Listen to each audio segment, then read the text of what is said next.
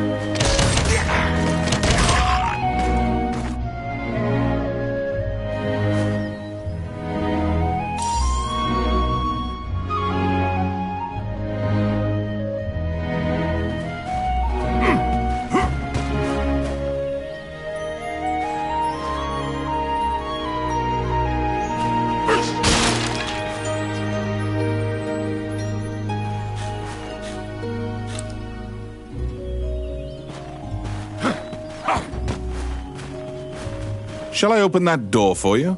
the rogue Rani inquired, after appearing from out of nowhere. He thought that it would be a simple matter to take advantage of your naivete and pocket some coin.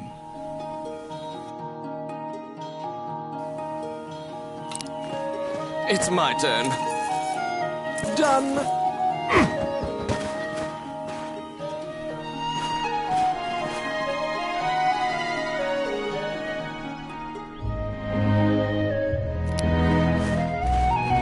Yes. Voila!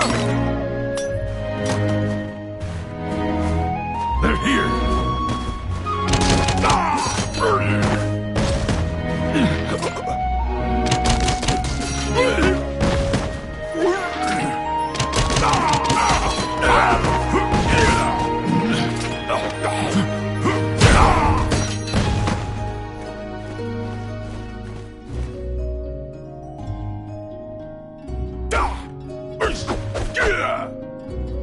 Since that point, you've been journeying under mutually beneficial terms.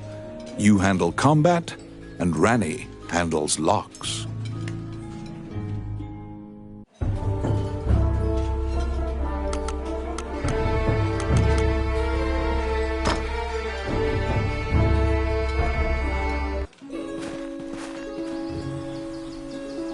You came to Highland as an adventurer.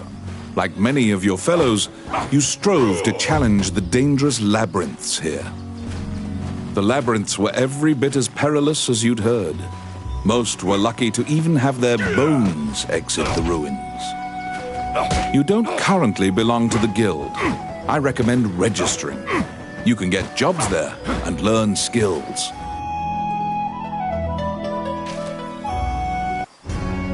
Clad in full armor, the Guildmaster, Samuel Joseph, stands in the center of the guild hall like a statue.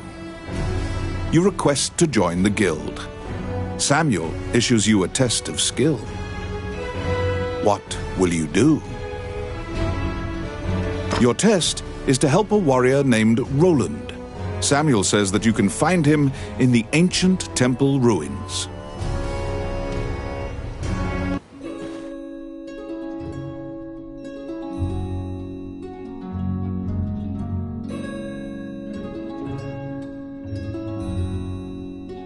To prove your mettle for the Guildmaster, you head to the ancient temple ruins to assist the warrior, Roland.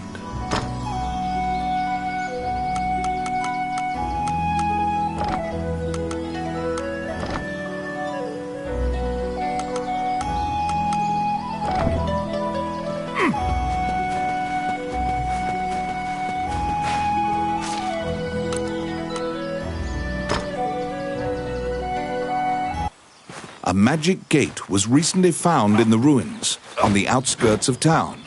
Use that to reach your destination.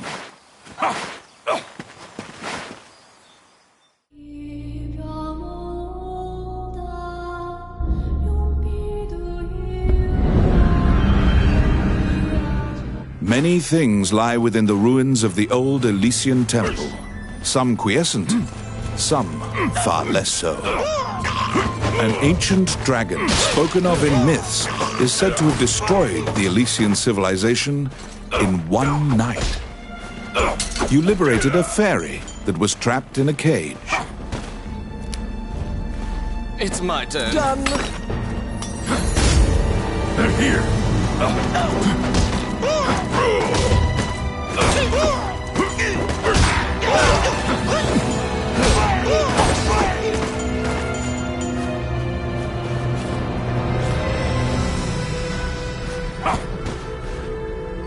You have made your way to Roland. At the Guild's behest, he is looking for adventurers who went missing in the ruins. For you to pass your Guild exam, you must help him. Roland tells you to search in the ruins that are submerged in water. Much time has passed since the missing were last seen. He tells you to bring back their bones if they are found dead. Get him!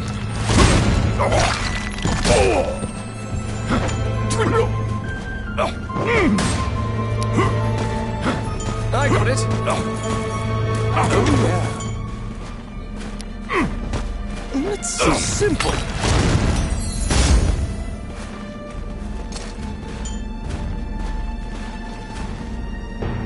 The Orc army is apparently getting here via the waterway. Their cargo is various articles from ships that had been reported missing. Voila. Let's see. Simple. Outstanding.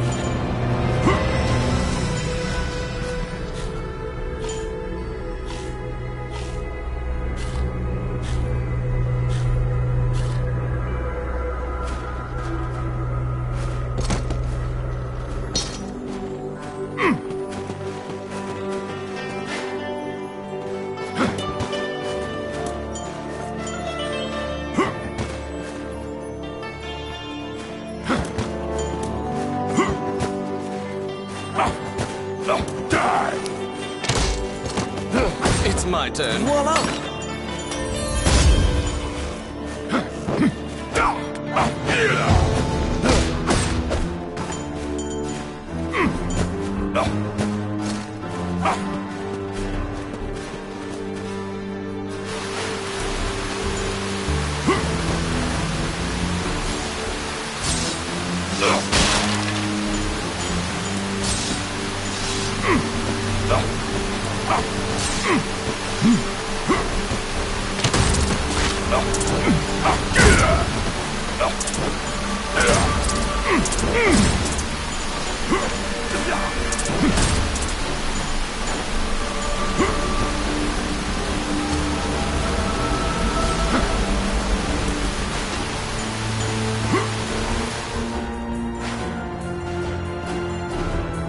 As you investigate the wall painting, you detect that the area behind the wall has been hollowed out.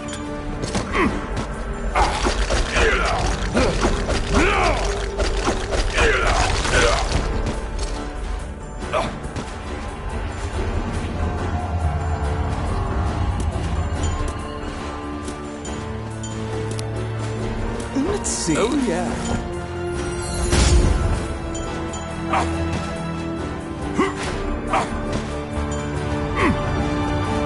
They're here!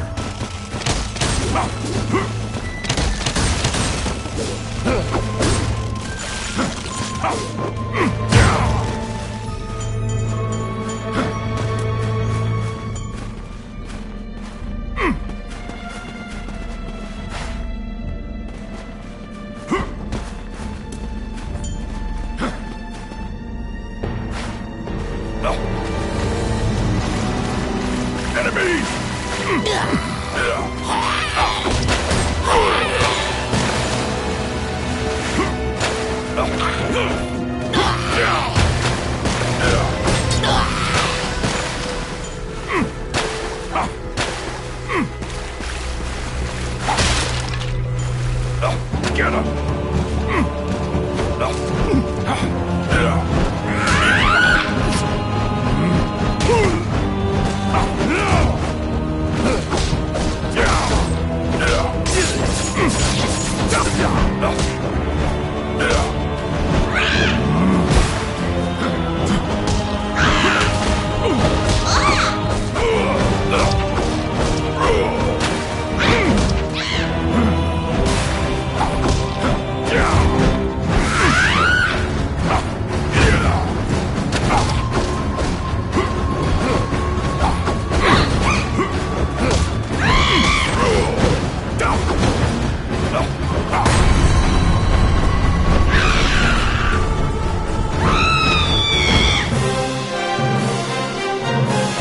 There seem to be more nests similar to this one spread throughout the area. You exit the area, taking care to avoid drawing the attention of any other harpies.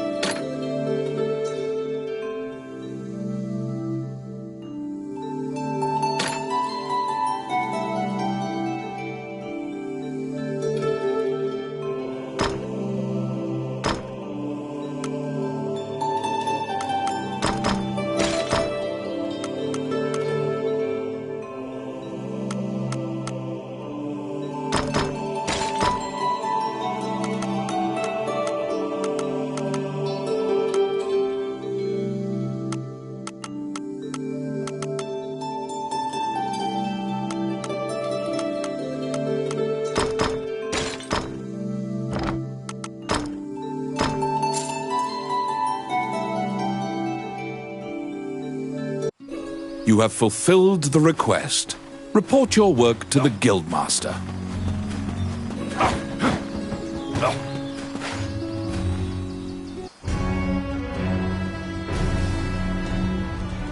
After delivering your report, you think you see part of a smile cross Samuel's face.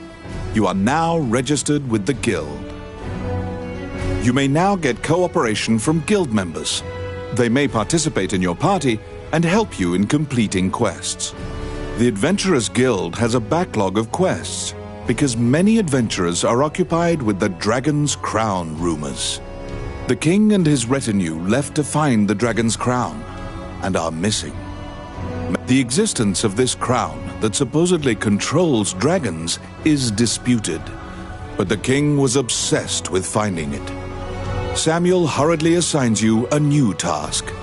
You get the feeling that he deems you reliable and trustworthy. It's a request from this country's Prime Minister. The quest's details will be provided at the castle. You wonder about the lives of the powerful people in that grand castle. You happily accept the job.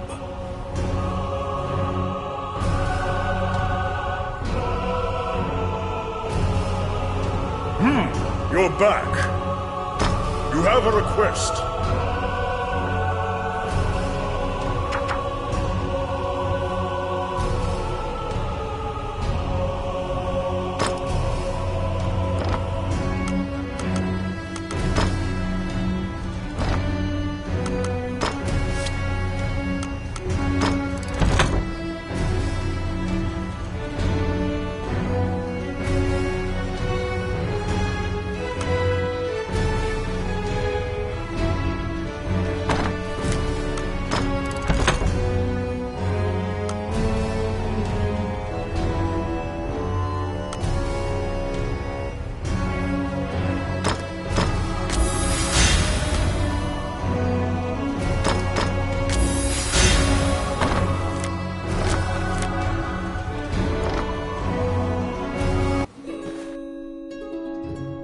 You've already resurrected allies, so I'll spare you the details.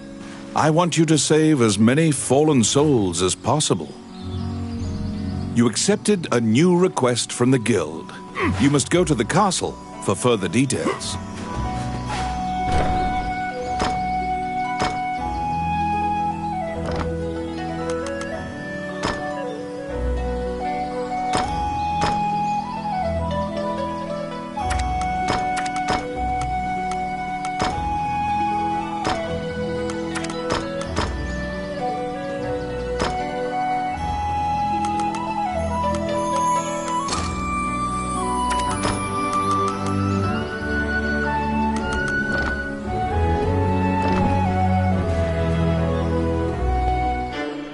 Flanked by guards, you are led through the secure castle. Princess Vivian and Prime Minister Gustav awaited you. The Prime Minister speaks a lot, in contrast to the silent princess. He asks you to swear to keep this matter secret. The royal scepter has been stolen. A witness who saw the thief described him as Tomit, a known bandit. Your job is to track down Tomit and retrieve the scepter. Also, for the sake of the kingdom, this must be kept secret. Ranni whispers that he knows of this Tomit. He is well known and is based out of the old capital. You bow and leave the throne room. In order to retrieve the royal scepter, you chase the thief into the ruins of the old capital.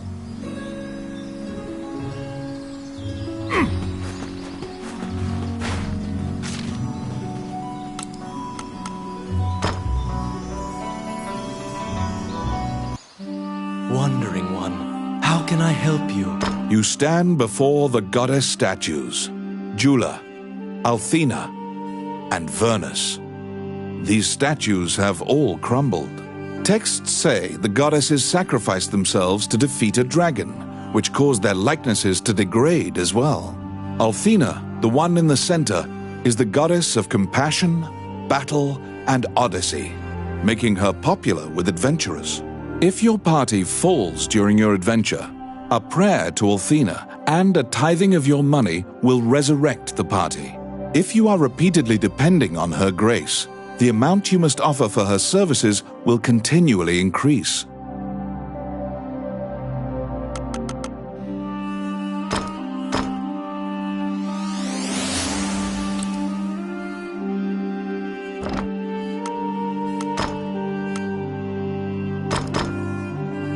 May they rest in peace. May they rest in peace. May they rest in peace. May they rest in peace. May they rest in peace. May they rest in peace.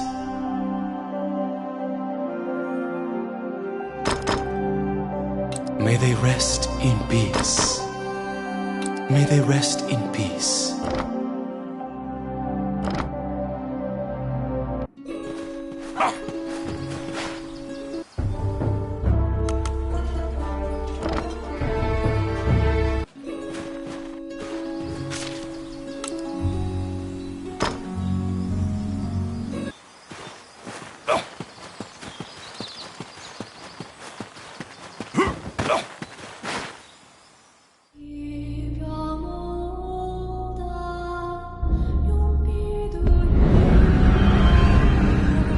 These are the ruins of the ancient capital city.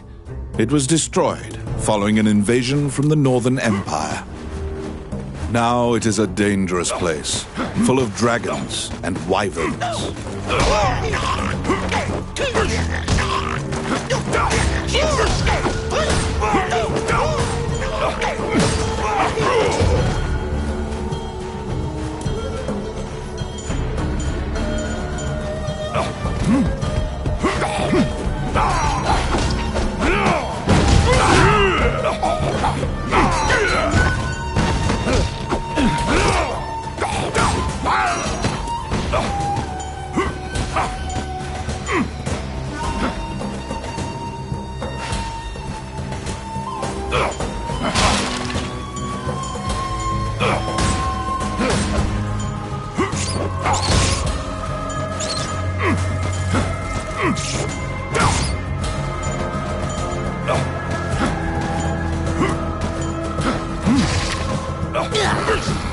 It's my turn.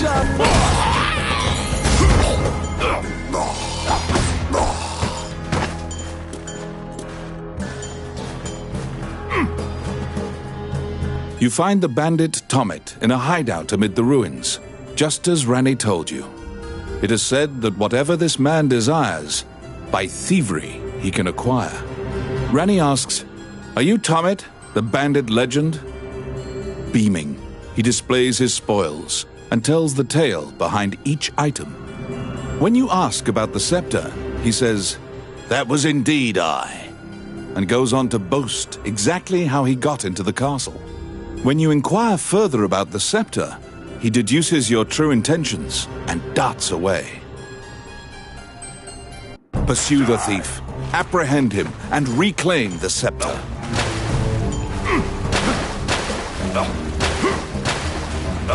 You cannot capture a target swimming underwater. Watch for your quarry to surface.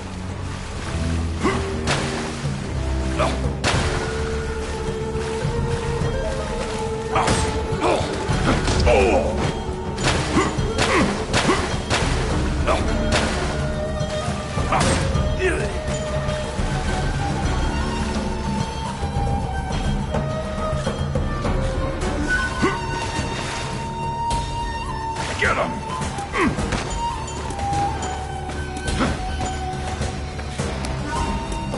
Let's see. Oh, yeah.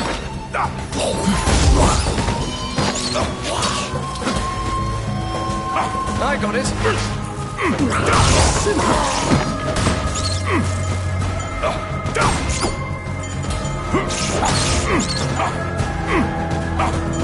You can hear the sound of a woman crying on the other side.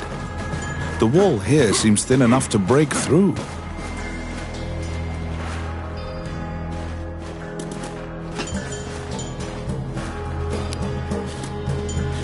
Let's see. Oh, yeah.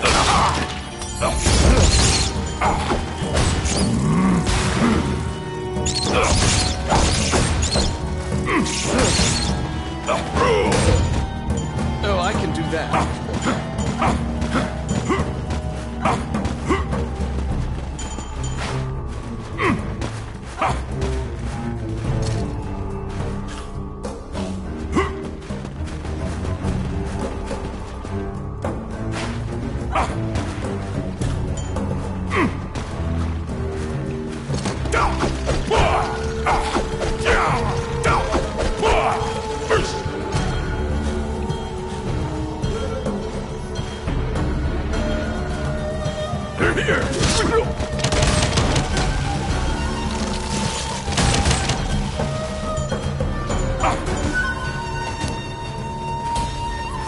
I got it. Done.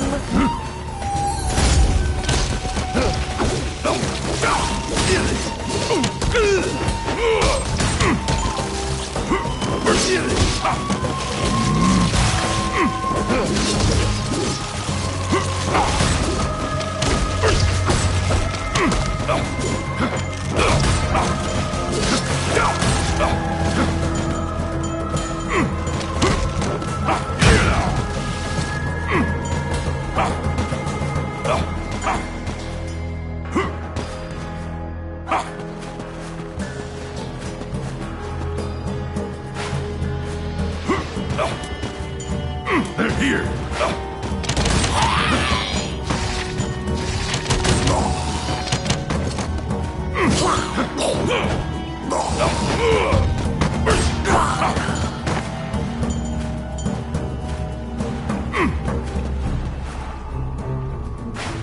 Enemies!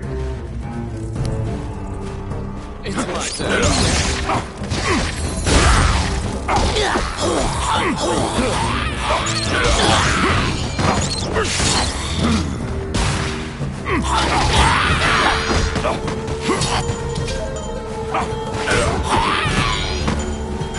Oh, my.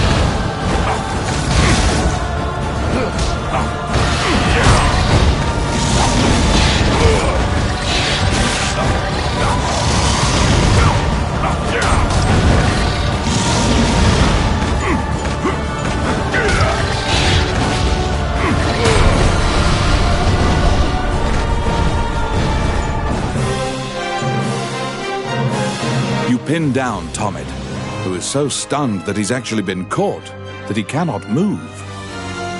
Relenting, he produces the scepter from his bag and hands it to you.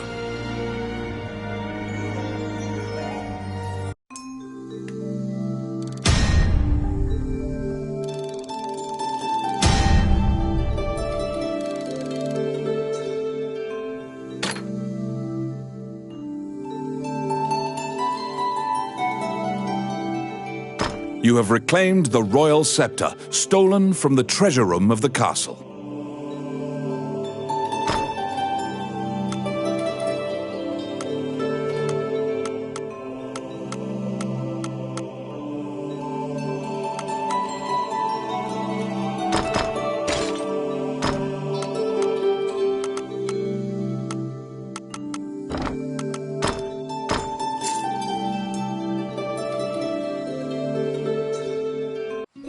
You must deliver the royal scepter to the Prime Minister at the castle.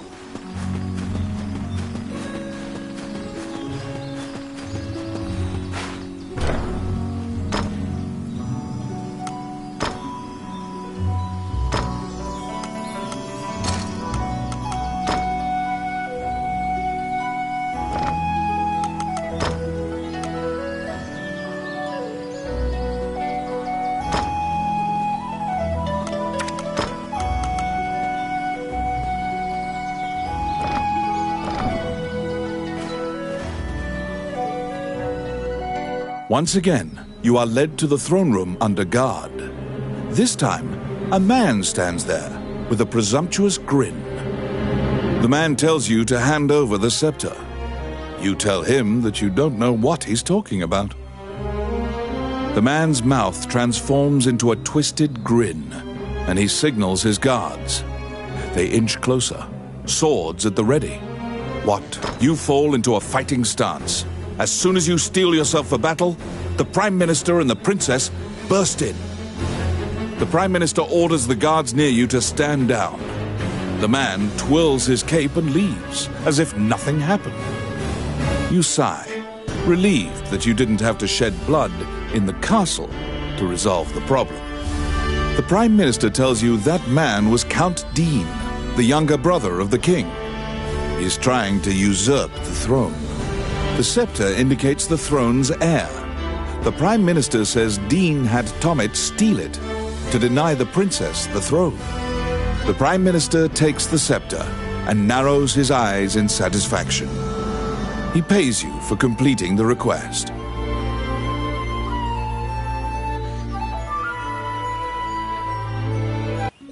The fairy you saved in the ruins appears before you. She seems to want to take you somewhere.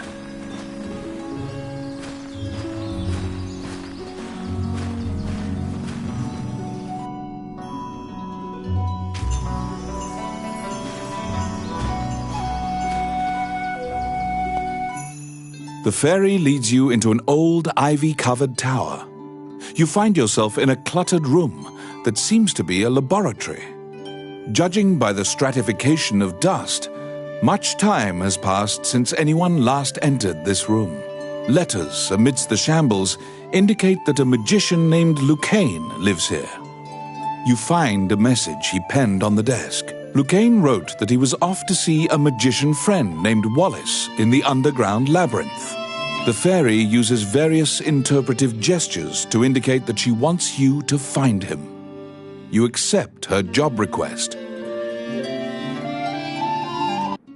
You head to Wallace's underground labyrinth to look for the magician Lucain.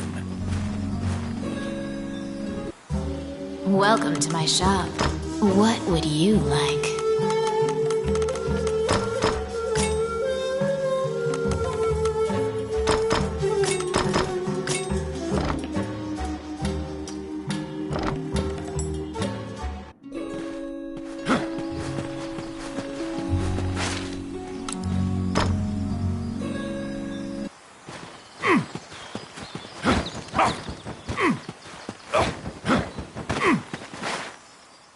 Viviamo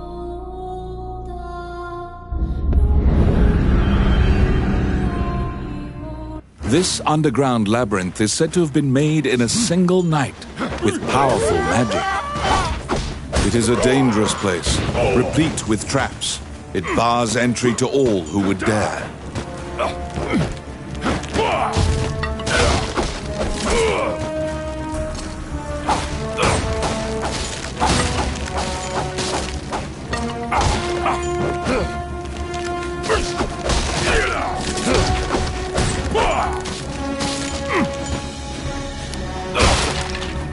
It's my turn. Done!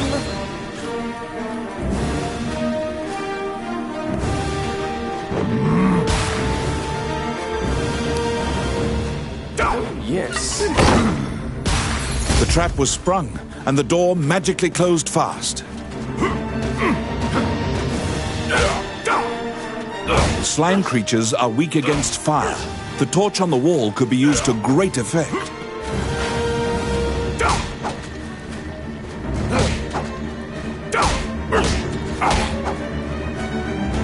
The clink of metal hitting the ground can be heard.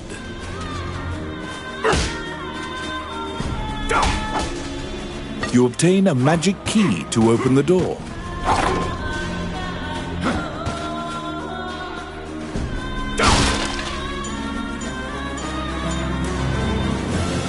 Here.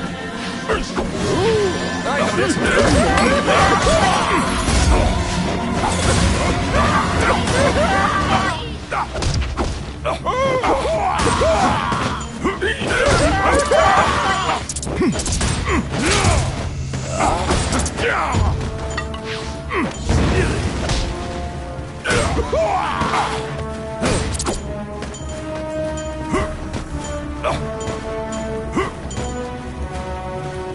Outstanding.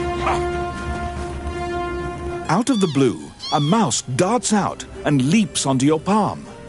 The rodent claims to be the apprentice of Wallace the magician. He says he was tasked with caring for the laboratory while Wallace was gone, but it is beset by malevolent magic users. When you ask about Lucane, the apprentice answers that his master's friend went into the labyrinth and hasn't returned. Your quest to find Lucane is delayed as you attempt to liberate the lab for Ricky the Magician's apprentice. The door to the laboratory is through this hall. Oh, yes. Voila! I got it. Simple.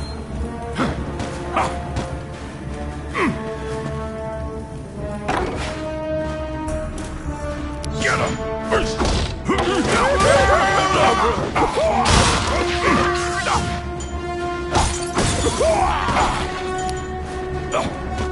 It's my turn. Voila! I got it. Simple.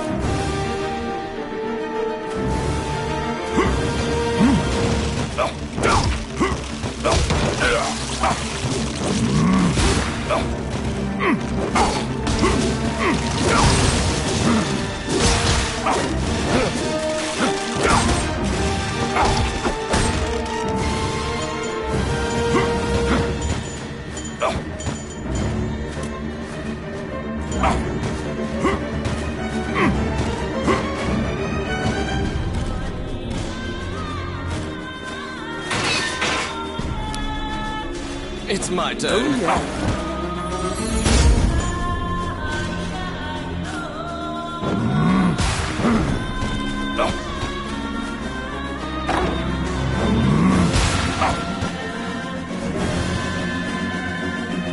Because the laboratory was being misused, some of the experiments housed within have now run amok. There's been a population explosion of mutated beings that spread their spores around. The labyrinth is overrun by fungi.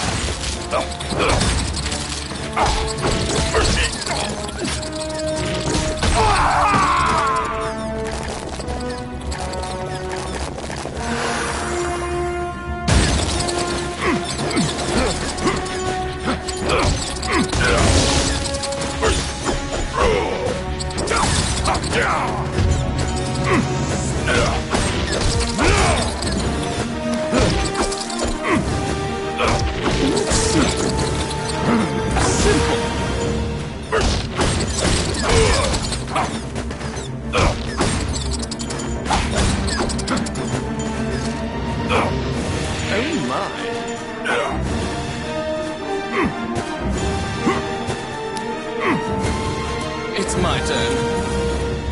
Voila!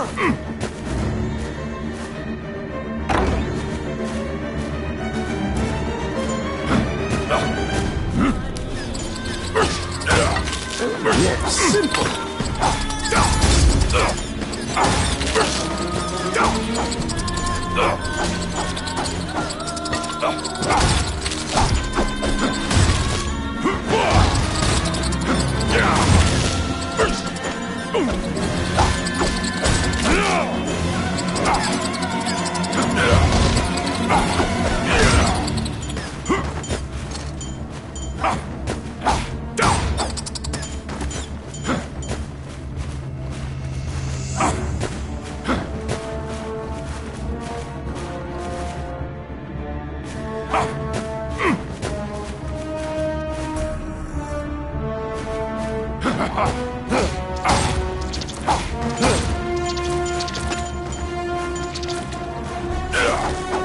They're here.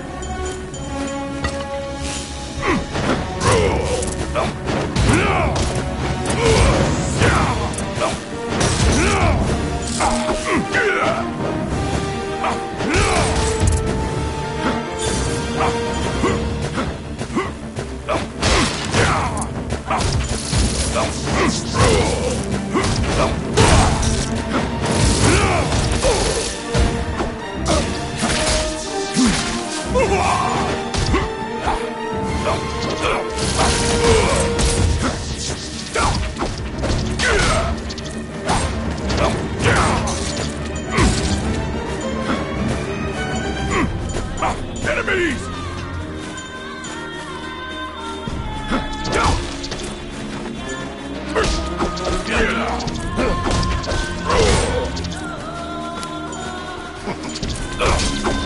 It's my turn.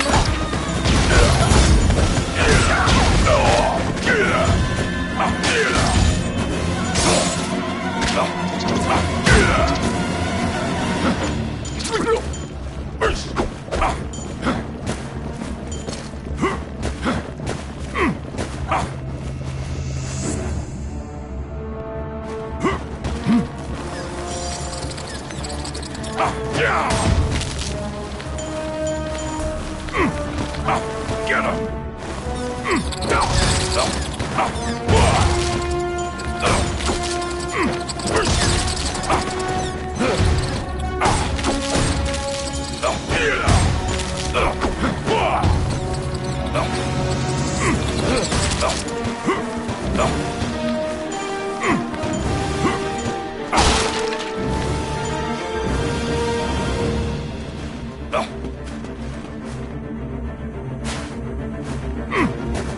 They're here.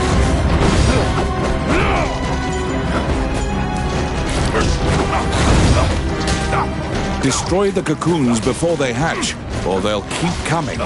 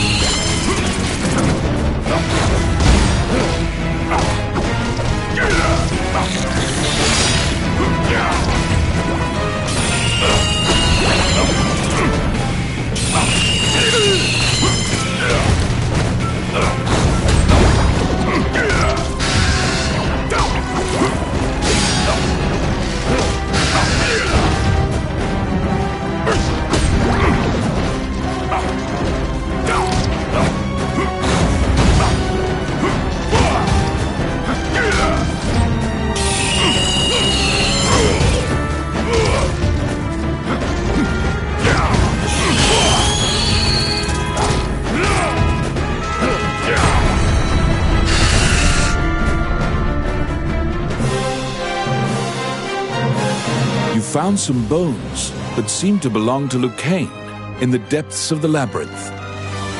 The tattered raiments and jewelry leave no doubt that the corpse is indeed Lucaine's.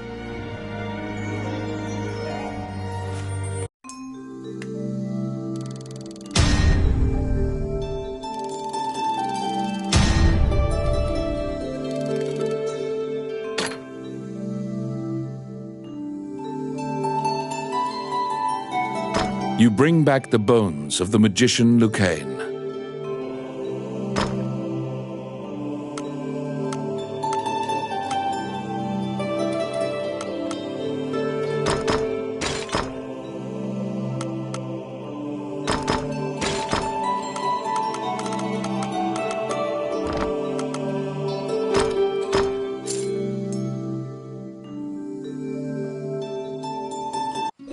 You found Lucaine, but he was dead. You imagine the fairy will be overcome with grief, but you need to return to her. When you enter the laboratory, the fairy frantically flits around you, as if it senses your uneasiness. Upon seeing Lucaine's bones, the fairy enters into a panic. She begins tugging at your arm to get you to leave the tower. The fairy is apparently attempting to lead you somewhere. You collect Lucaine's bones and follow her.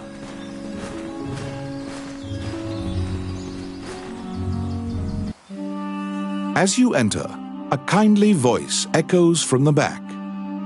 You seem to be in need of help, a monk says, and approaches you. You nervously hand the monk the bones of Lucaine. Allow this heart to beat again. Quench their thirst.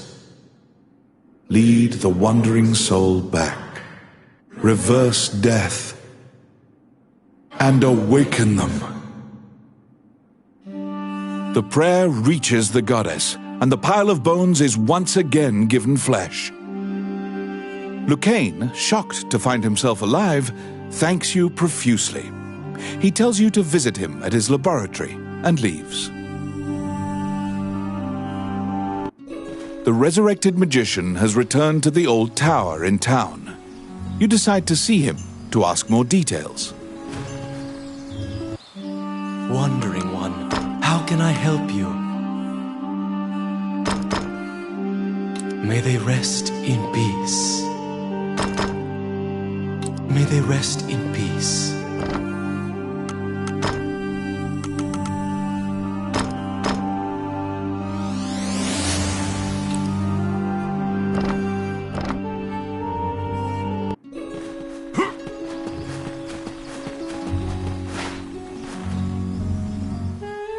The magician Lucaine is waiting for you in the laboratory of the old tower.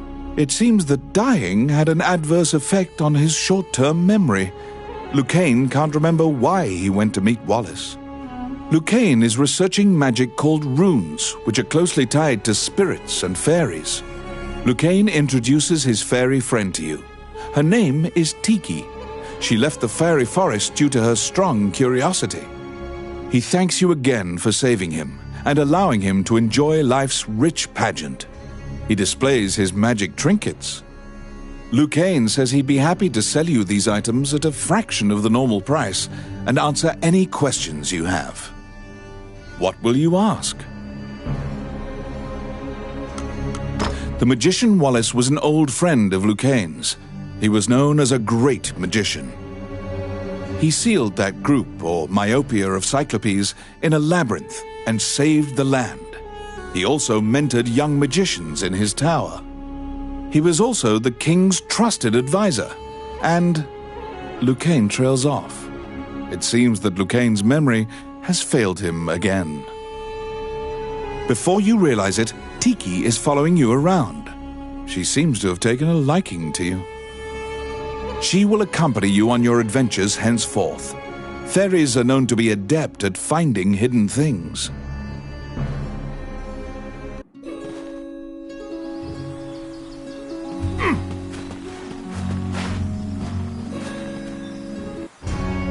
A letter from the castle has come to you via the guild.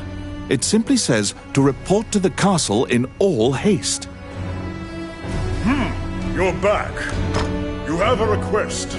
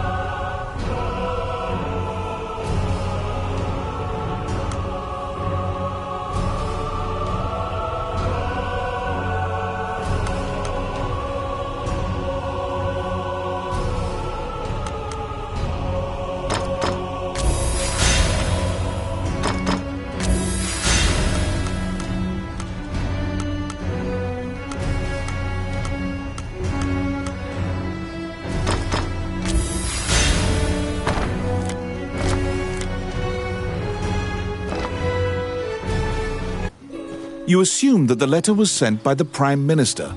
Perhaps he has another request for you. Count Dean is waiting for you at the throne room. It is he who sent the letter. After your previous encounter, you can only assume that he's up to something nefarious. You brace for combat. The guards have drawn their swords and are blocking the exit. Count Dean starts talking to you in a soft voice. He says that he has personally requested your assistance in performing a task for him. He wants you to scout Bilberon Fortress on the border. This underground fortress is a well-known structure. Originally built to defend against the Orc army, it now lies in Orc hands. Scout them and learn their invasion routes. It is a very dangerous mission, but refusal means that you will be at the mercy of Dean's guards. You accept. Per Count Dean's request, you agreed to infiltrate and surveil the subterranean fortress at the country's border.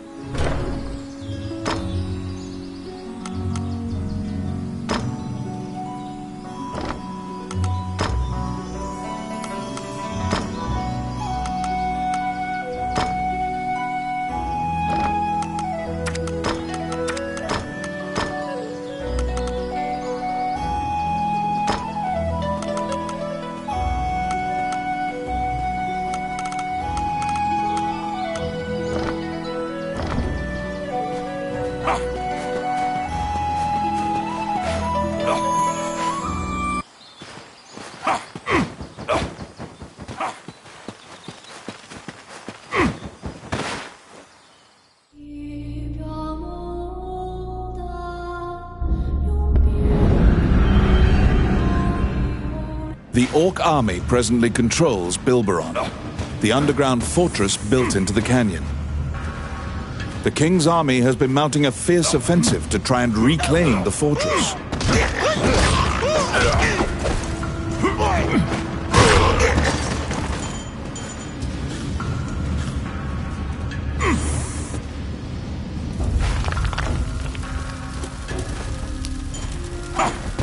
It's my turn.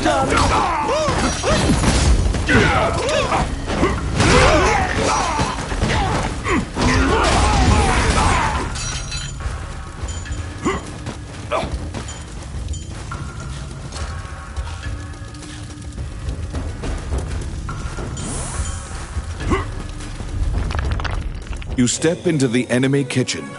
A corpulent chef grabs a goblin instead of meat and suddenly stops. The cook, sensing your presence, stares directly at you. Luckily, her sight's not so keen, so she doesn't notice you. Eventually, the chef returns to her meat cutting. You use the goblin's screams to mask your escape.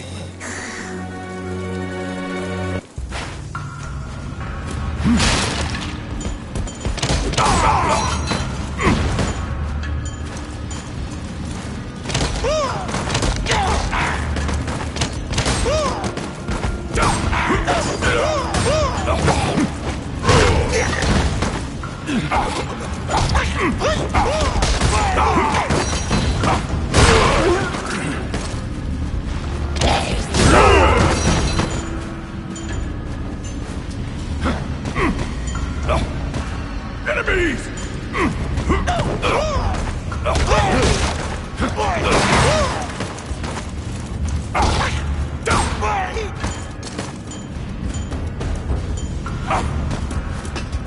The pathway, blocked with a stone wall, doesn't look like it would give way unless you bombed it.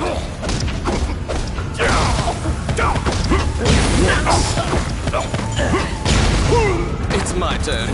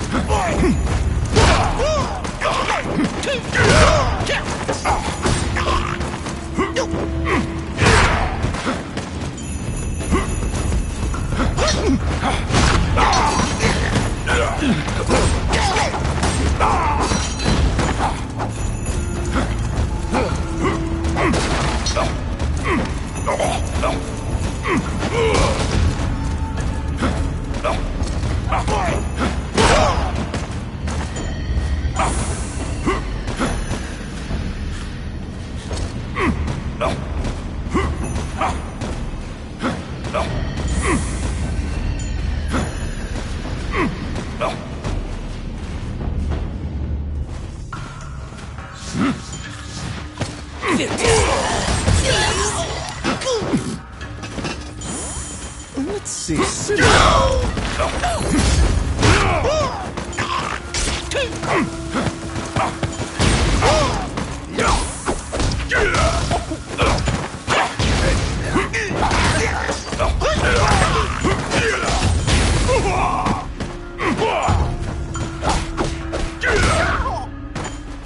Outstanding.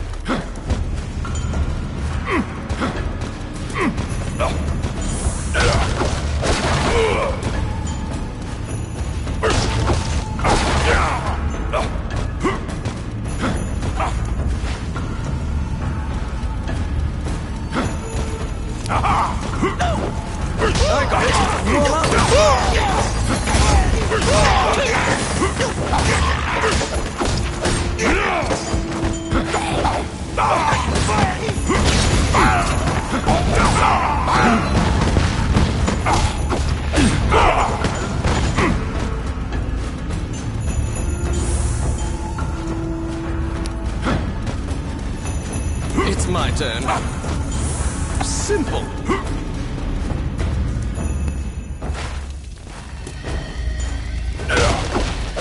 Here.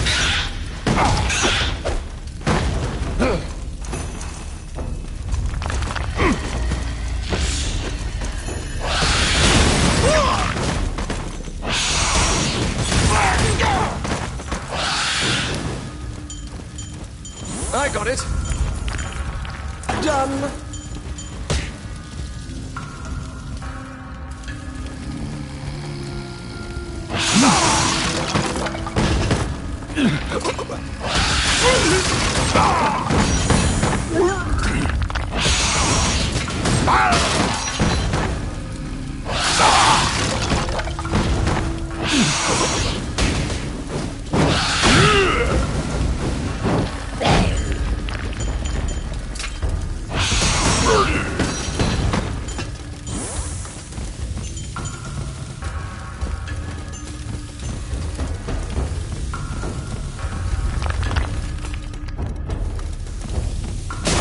Enemies!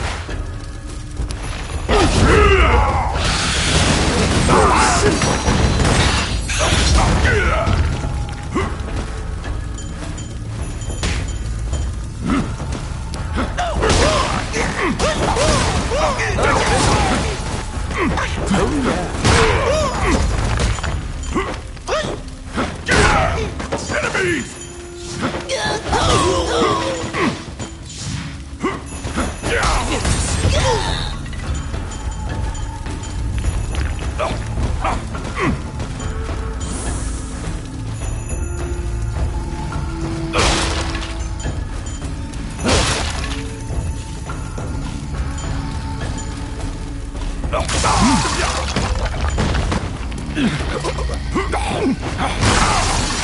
It's my turn.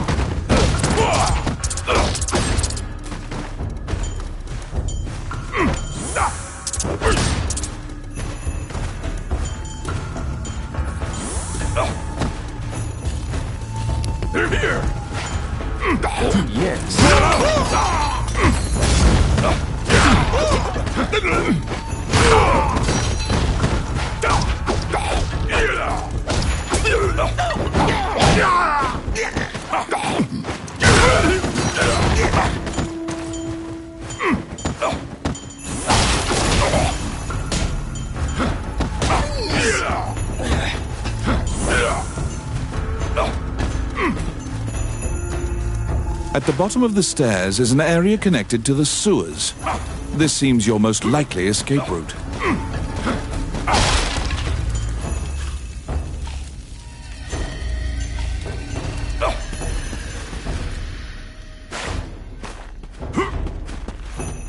They're here.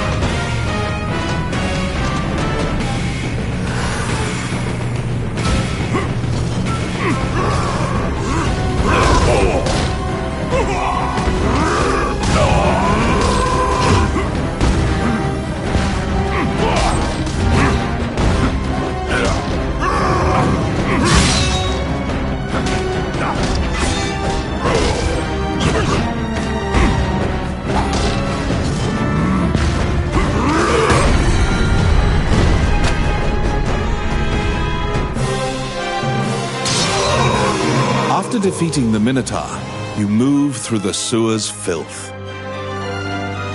The reconnaissance mission went well. You gathered intel and slipped back across enemy lines.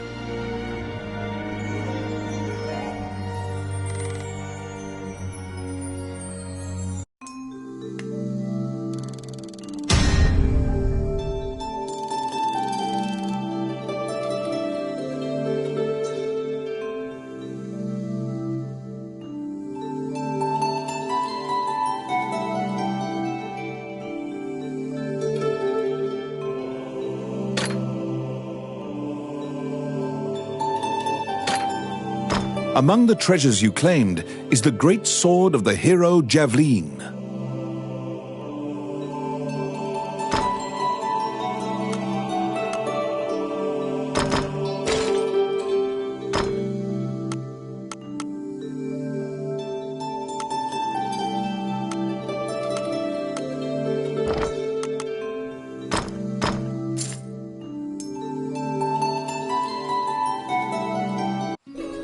You succeeded in acquiring intel on the underground fortress. This job will be completed once you report to Count Dean.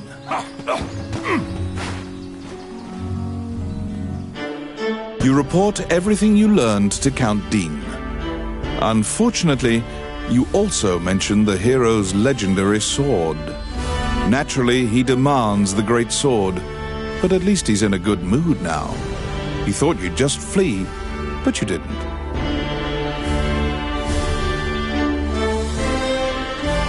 It seems that he thinks much more highly of you now. Dean confides in you some of the problems in the castle. Once the king went missing, the Prime Minister began recommending the Archduke MacNeil of Bulgar to the throne. Bulgar is an aggressive nation to the north. MacNeil is related to the King of Hydeland and has a legal claim to the throne. Count Dean claims that MacNeil has been rallying nobles in Hydeland to support his claim to the throne. That's why Dean hired Tommet to steal the scepter. He says that Tommet is extremely trustworthy, so long as he is paid. Suddenly, the Prime Minister and the Princess appear. It seems you are being watched. The Count glowers and departs. The Prime Minister warns you not to involve yourself any further. The Princess, as usual, looks back with blank eyes. Since you completed the job at the castle, you return to the Adventurers Guild to tell them what transpired. Roland also happens to be here to report on a job. However, Samuel is not here. Roland is waiting for him to return. Roland thinks that he just missed him and asks you to track down the Guildmaster and bring him back.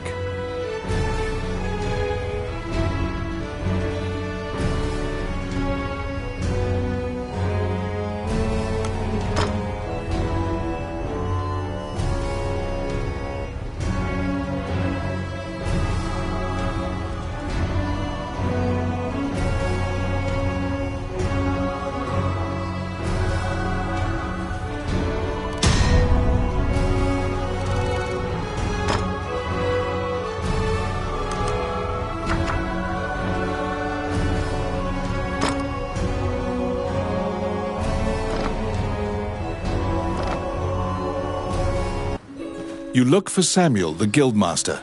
He should be somewhere in town.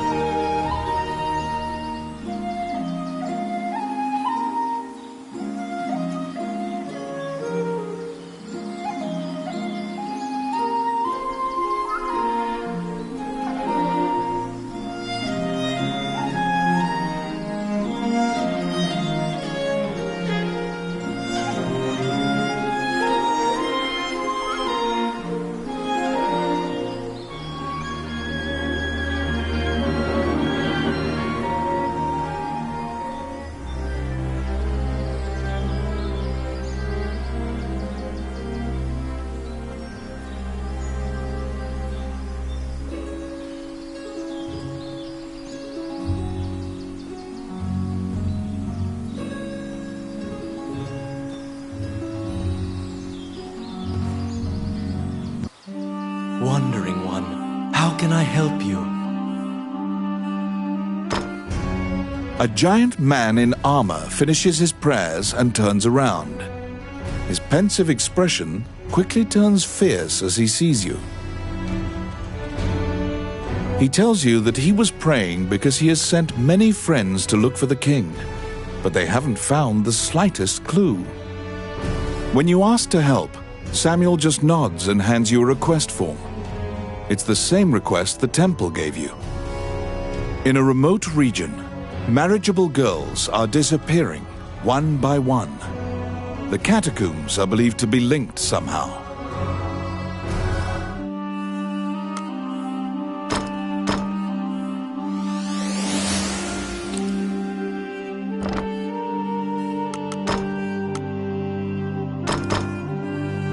May they rest in peace. May they rest in peace. May they rest in peace. May they rest in peace. May they rest in peace. May they rest in peace. May they rest in peace. May they rest in peace. As you leave the temple, a ragged old man slumped in the road calls out to you in a gravelly voice. His raspy voice makes it difficult for you to discern if he's even speaking your language. You can give him a coin if you feel pity for him. Of course, you're free to walk away as well.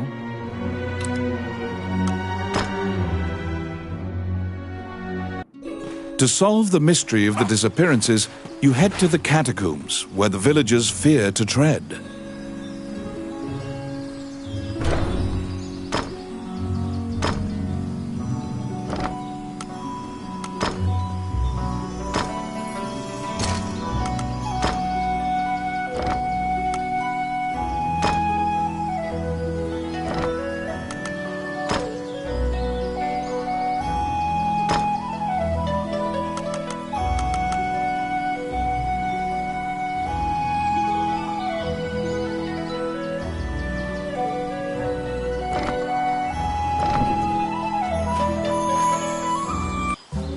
Welcome to my shop. What would you like?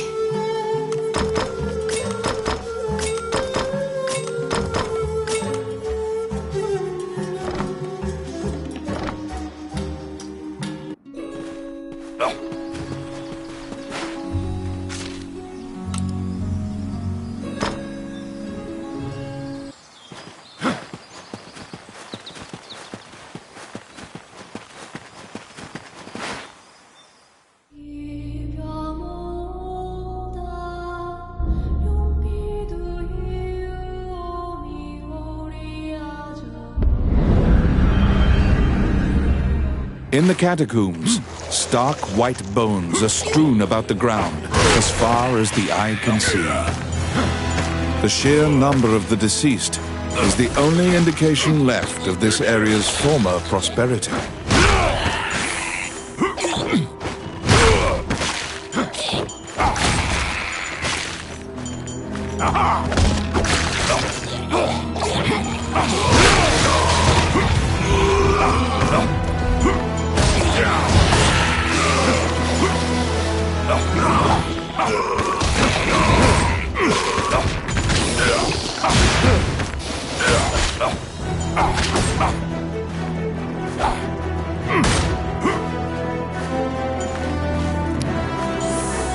It's my turn.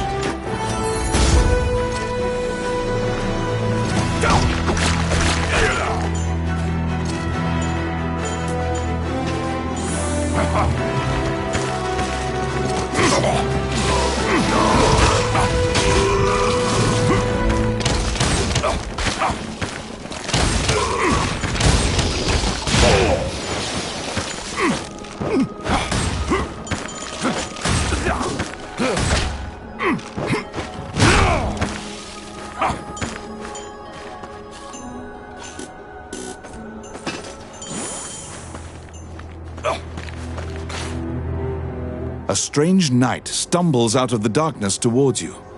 You surmise that he is not of this world. The knight is muttering to himself, as if in a daze.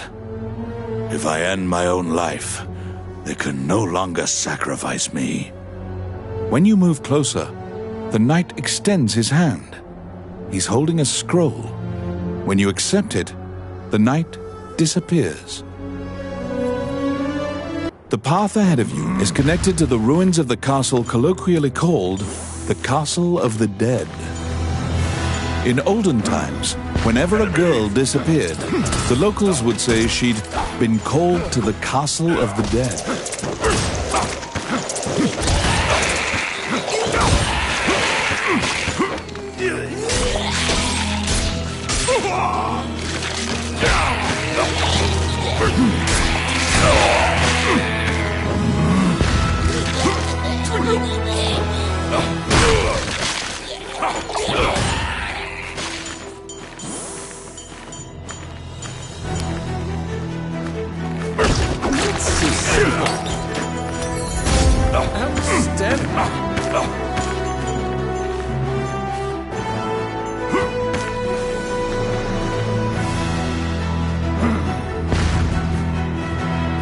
Because ghosts are incorporeal, they are completely immune to physical attacks. Their weakness is light. Torchlight will drive them off.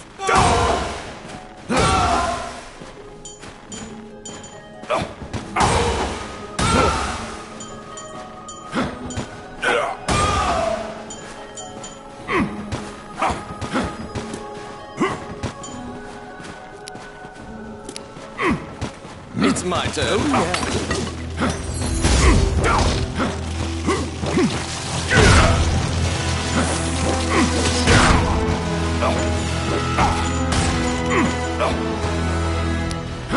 I got it.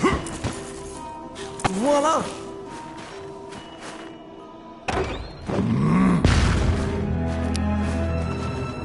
Can somebody help me? You saved a village girl. You must protect her now.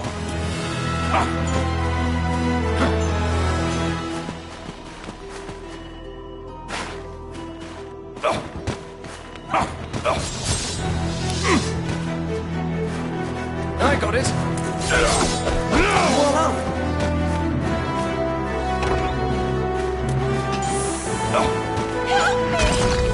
You saved a village girl. You must protect her now.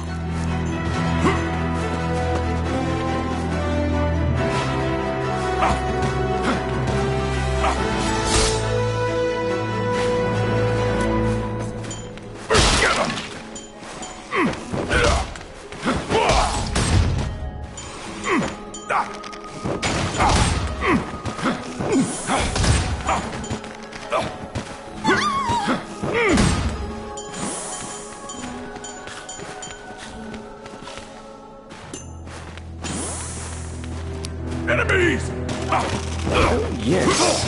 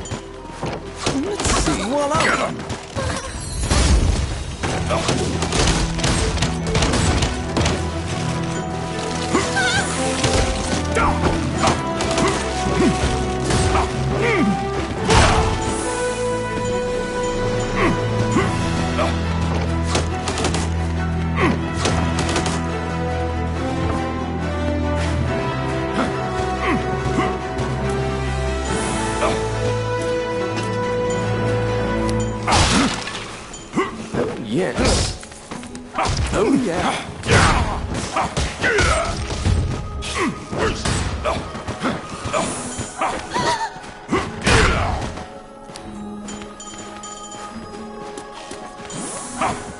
It's my turn. Voila.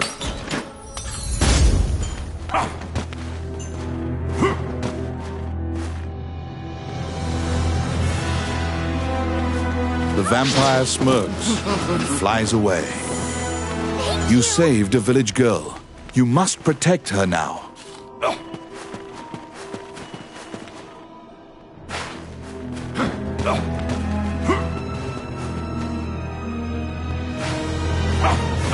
Protect the village girl.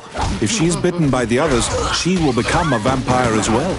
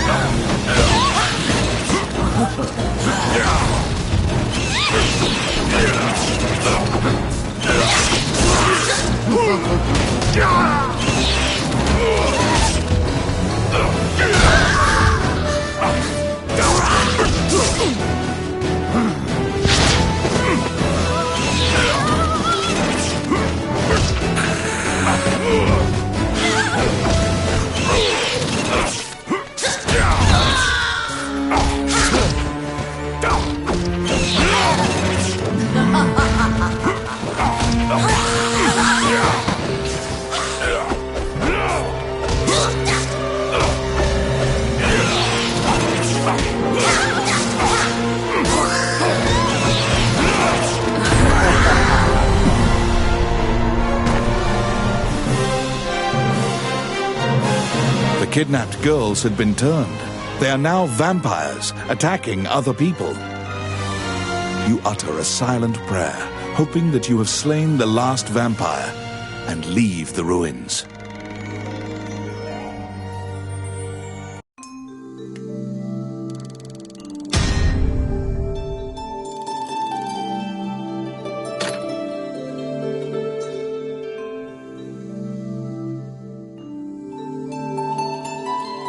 In your hands is the bloody scroll that the Ghost Knight had given you.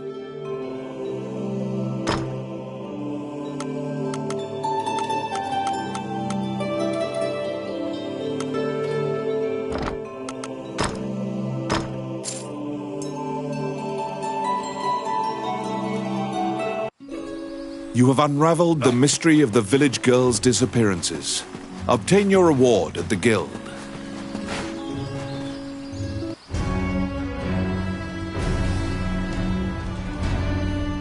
You are curious about the bloody scroll. You show Samuel the scroll and tell him what you saw in the catacombs. After examining the scroll, the signature and other details indicate that it is a letter from the king to the princess. It is a report telling her that he had obtained the dragon's crown. You wonder if this letter is true.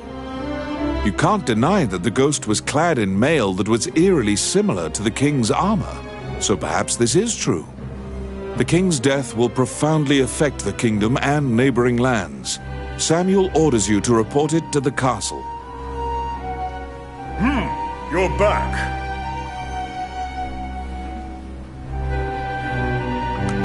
You have a request.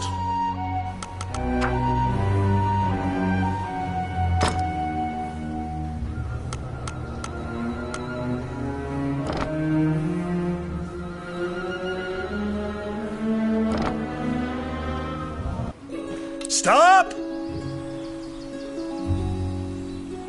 Immediately, you are overwhelmed by guards and thrown into the castle jail, charged for a crime you did not commit.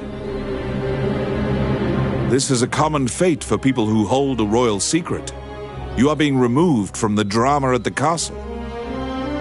After a few days, the cell door opens. Once your eyes grow reacclimated to light, you see Count Dean standing before you. He unshackles your ankles and explains the situation to you. The Prime Minister had been jailing all of Dean's allies. As expected, Gustav was working for Bolga. He used a magical necklace to control the princess and influence Heidland. Once Dean got Princess Vivian to safety and confronted the Prime Minister, Gustav fled with a ship full of treasure. The princess apologizes for involving you in this. While she was a hostage, Dean couldn't confront the Prime Minister. This kingdom needs a new ruler immediately. Dean is no saint, but he would make a good leader, you think. However, when Gustav fled, he also stole the royal orb, another treasure that represents the right to rule Heidland. If McNeil gets the orb, it will likely result in civil war. However, the orb does not appear to have reached Bolga. Princess Vivian asks for your help with this incident.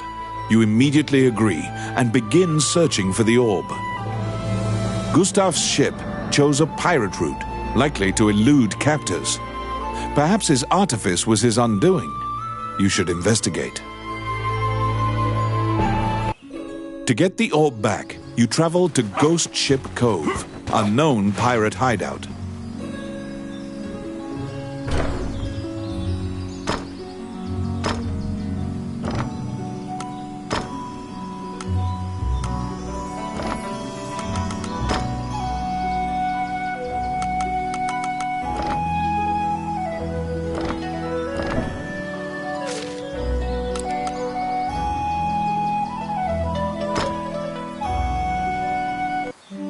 Wandering One, how can I help you?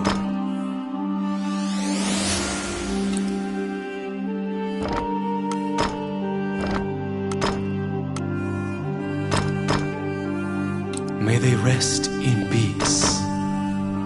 May they rest in peace. May they rest in peace. May they rest in peace. May they rest in peace. May they rest in peace. As you leave the temple, his raspy voice makes it difficult for you to discern if he's even speaking your language. You can give him a...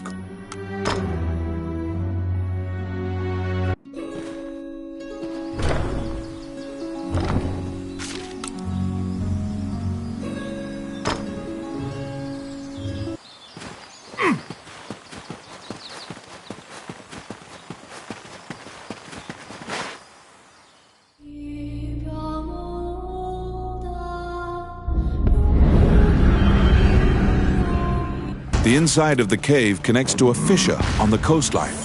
It seems large enough to contain another ocean. Sailors dread passing through this area. There are myriad tales of ships disappearing here.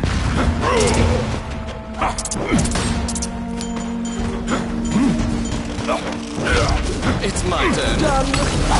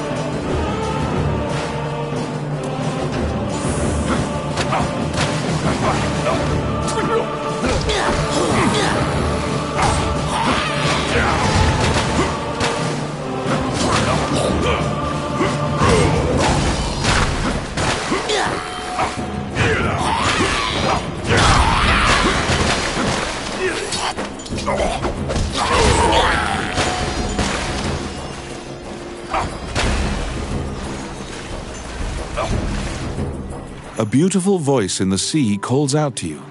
You'd heard of Mermaid's legendary curiosity. She asks you many questions. From your conversation, you learn Gustav's ship was indeed attacked by pirates. That means the pirates likely have the orb. According to the mermaid, the pirates scattered throughout the islands used this area as a hub for trade amongst themselves. Rumors claim that among their treasures is a magic lamp that can call forth a genie.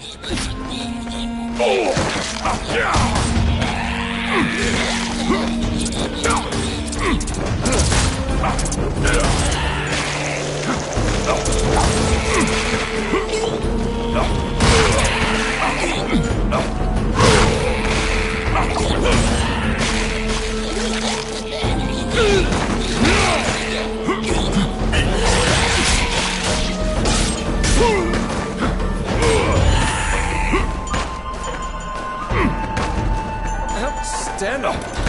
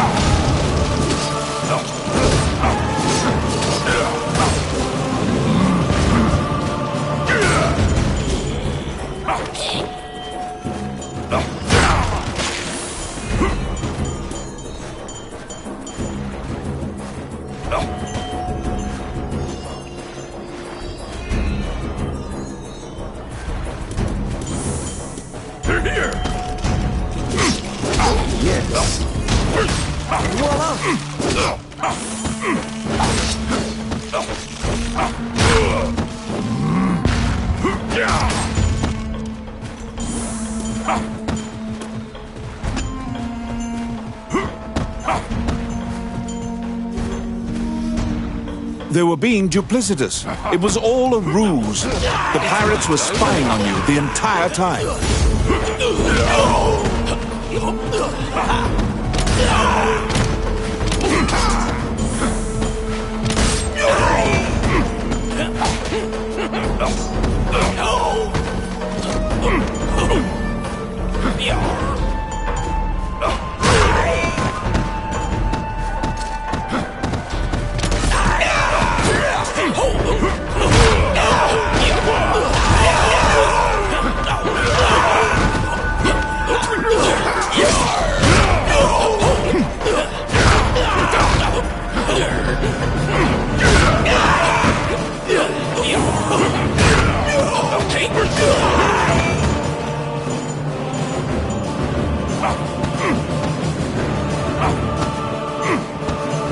Elliot Pidd, the name of the ship's owner, is written here.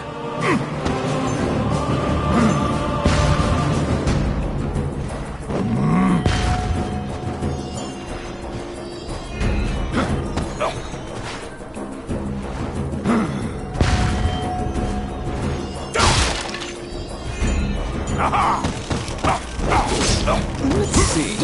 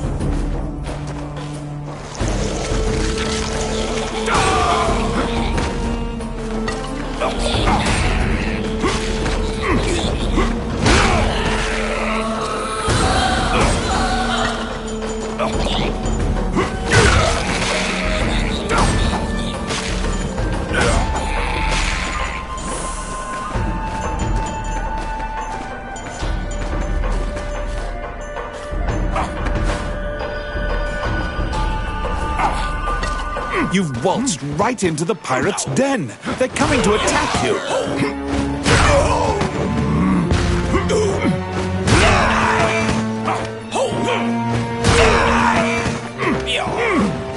The pirates have the magic lamp. Your situation will turn quite dire if you don't take it from them. The pirate has called the genie out. Quick, get the lamp out of the pirate's hands. You have summoned forth a genie. Don't let them take the lamp.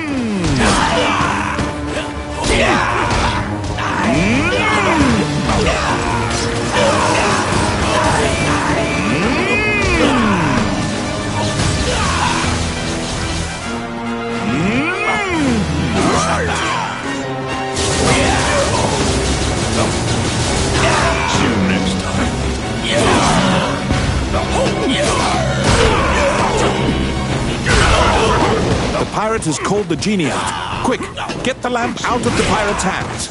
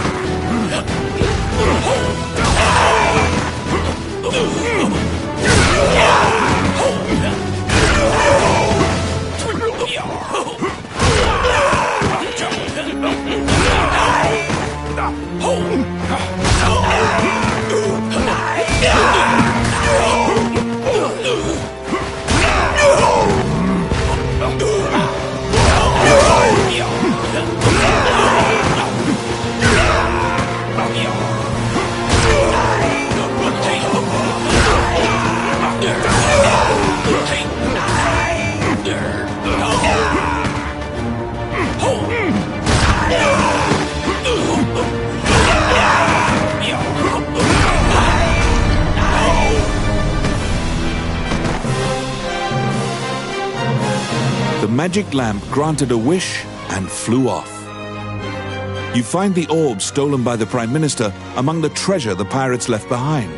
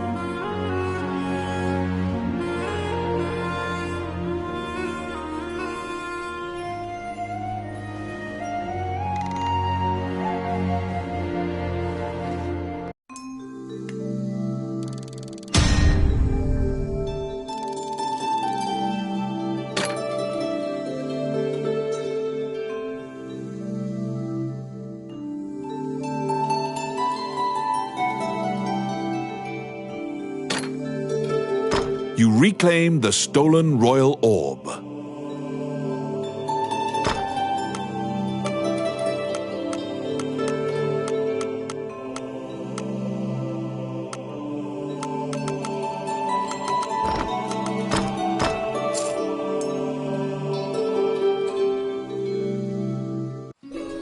The orb you retrieved must be returned to the castle.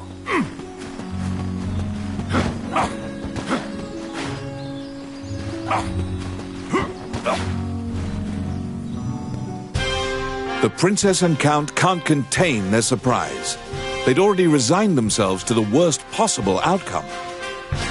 You've won a great deal of favor from the royal family. The princess smiles upon you, and Dean trusts you implicitly. The succession imbroglio has been dealt with. Once the king is buried and Parliament approves, Dean will succeed the king. Still, the future king wears a somber expression. He knows Heidland still faces many difficult challenges. The Shinyak Orc tribe is pushing in from the east, and more tribes are joining their ranks. They're an ever-present menace. Also, while Heidland is currently at peace, Bulgar will surely strike if they sense an advantage. Worse still, the evil enchanters of the Mornion religion have cast their lot with the Bulgan threat. You are beginning to grasp why the last king of Heidland risked his life to find the dragon's crown. I need it, Dean mumbles quietly. After completing a large task, you return to a normal routine, fulfilling requests on behalf of the Adventurers Guild. Whilst reviewing the outstanding requests at the guild, you spot one from the magician, Lucane. It is about rune magic, but since you don't know too much about the subject, you're not sure what is requested. You tell the guildmaster Samuel that you'll accept this job, and pay Lucane a visit to inquire about the details. You're back. You have a request.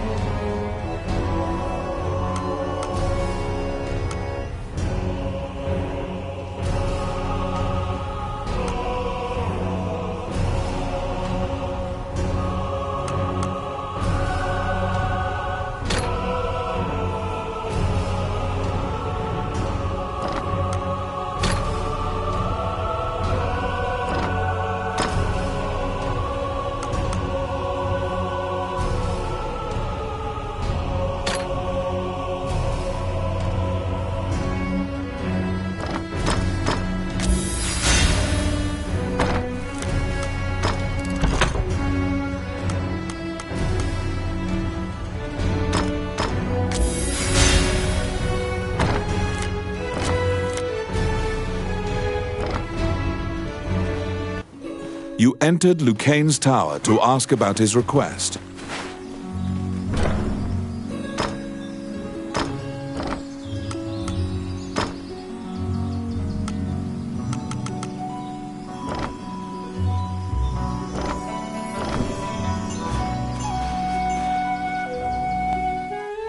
When you tell him that you have taken on his request, he immediately starts filling you in on the details.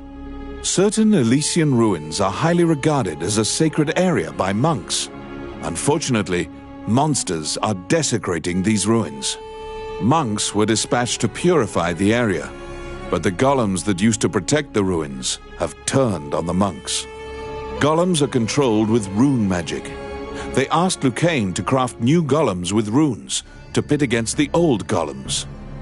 So Lucane requested that someone go in his stead and use rune magic to craft golems. Do you comprehend how runes work? If you need an explanation, you can ask him. Lucane hands you a stone that has a rune carved into it. Activate the 2 runes on the statue, then add the stone's rune to cast the 3-letter spell that animates it. You press forward and begin looking for runes. Oh, how can I help you? Which one?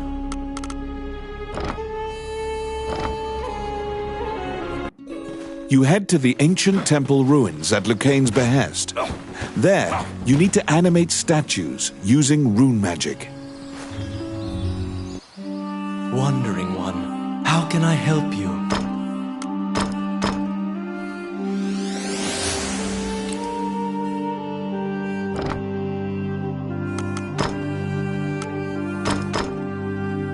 May they rest in peace. May they rest in peace. May they rest in peace. As you leave the temple, his raspy... You can give him a coin.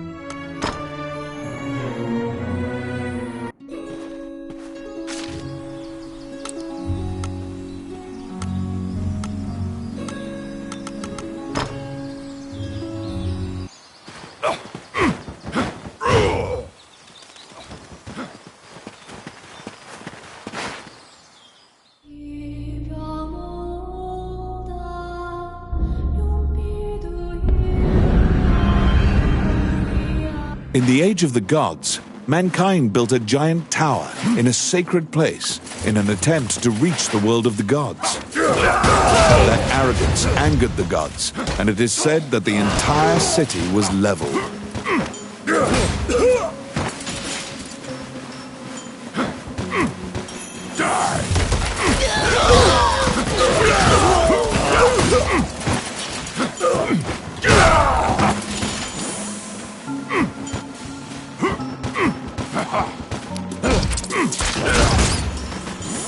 It's my turn.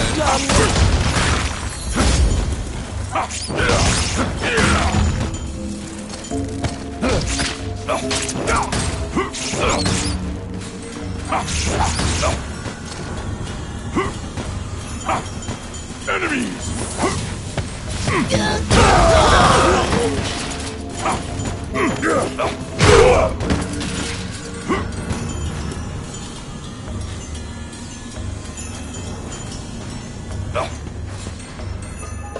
You meet a female warrior monk who was injured in the battle against the demons. She was sent to purify this sanctuary. To purify this area, the holy seal must be placed upon the altar of the temple. She cannot walk, so the task falls to you.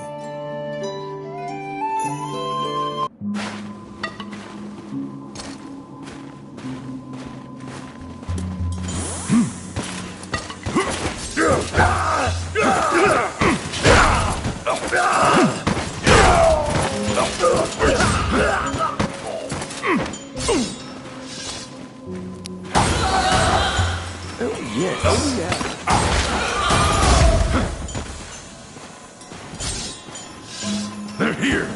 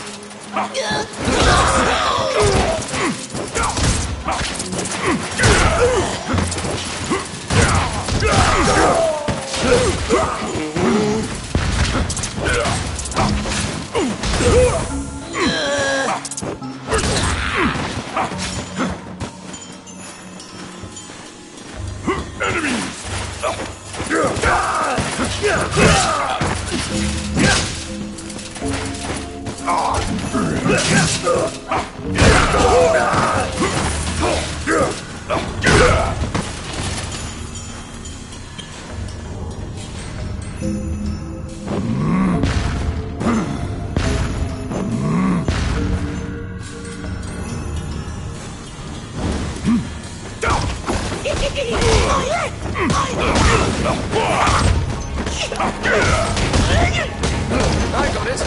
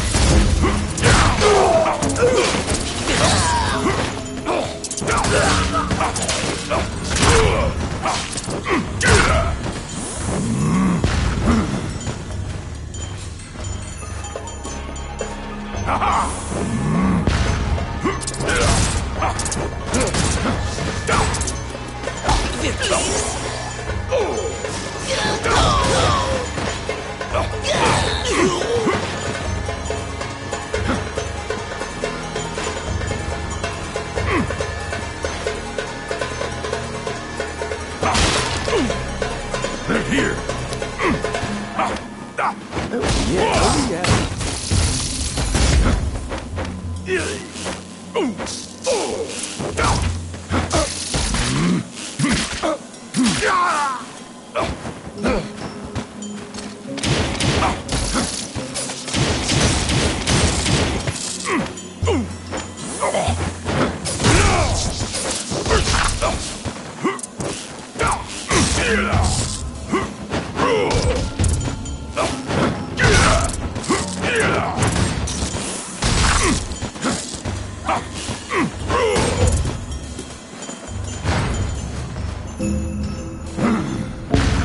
Filthy lucre.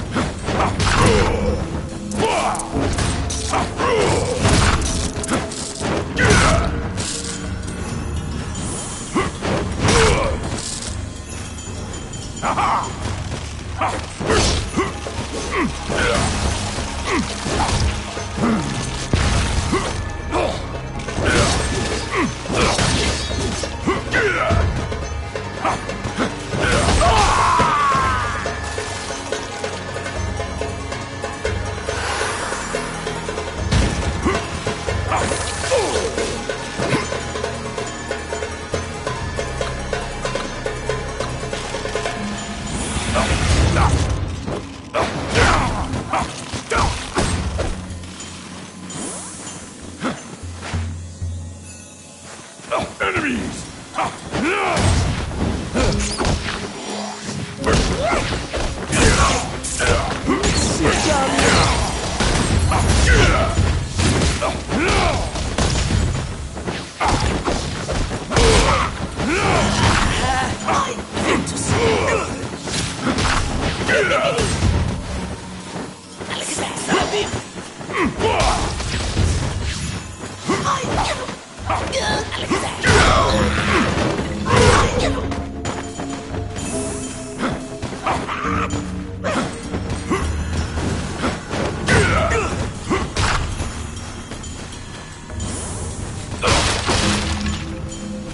Outstanding.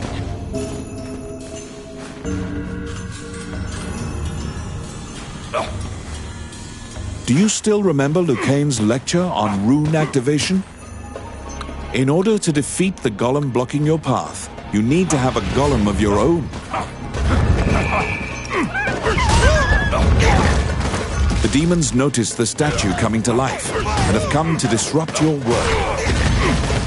Protect your golem so that it does not get destroyed before it reaches the temple.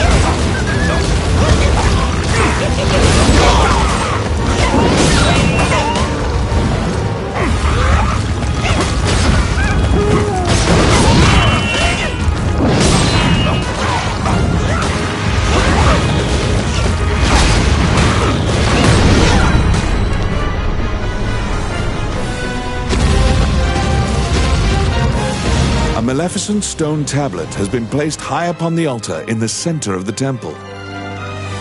When you remove it and replace it with the Holy Seal, the ruins are purified with a blinding light.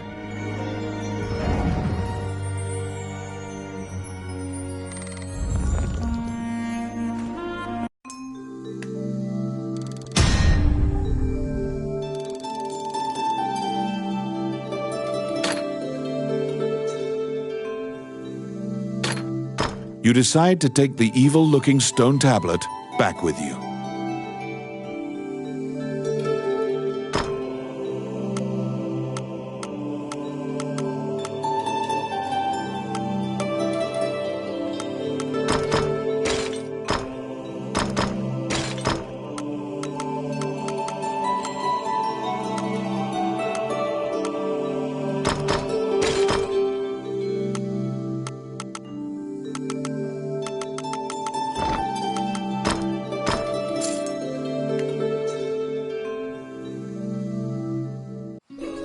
You can feel unspeakable evil emanating from the stone tablet you removed from the altar. Perhaps Lucain should examine it. You report your success to Lucain. He smiles and tells you to keep the runestone to use in your adventures. Now you can view research materials about rune magic whenever you need. You can also buy runestones from Lucain. You produce the stone tablet you brought back from the temple ruins. He swallows hard and examines the tablet. The ancient demon script is difficult for even Lucain to read. He can only deduce that it is a contract of some sort. Upon further examination, Lucain finds something he can read. The name of the Demon King, Magina Gusna Idrashin. The name jogs your memory. You've heard it before. But where? Lucain cannot tell anything else about the tablet. Oh, how can I help you? Which one?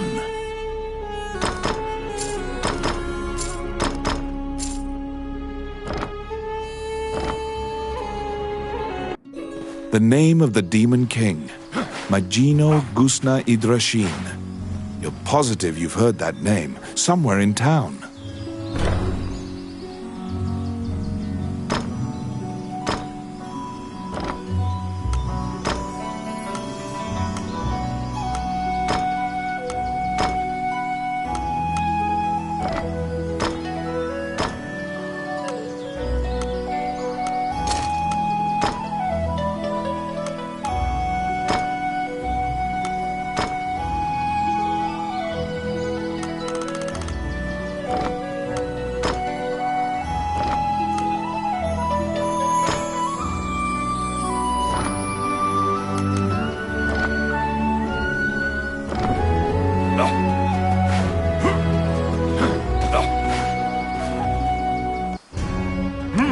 You're back. You have a request.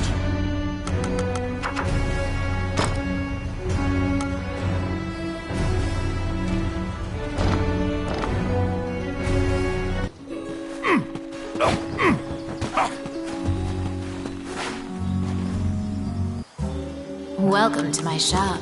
What would you like?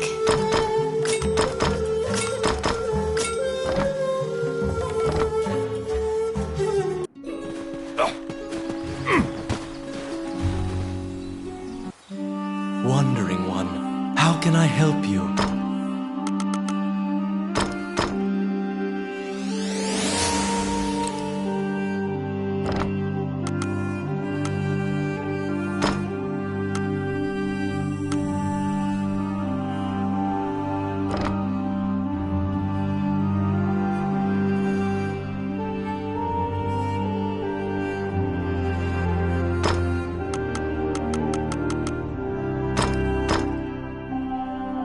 Allow this heart to beat again.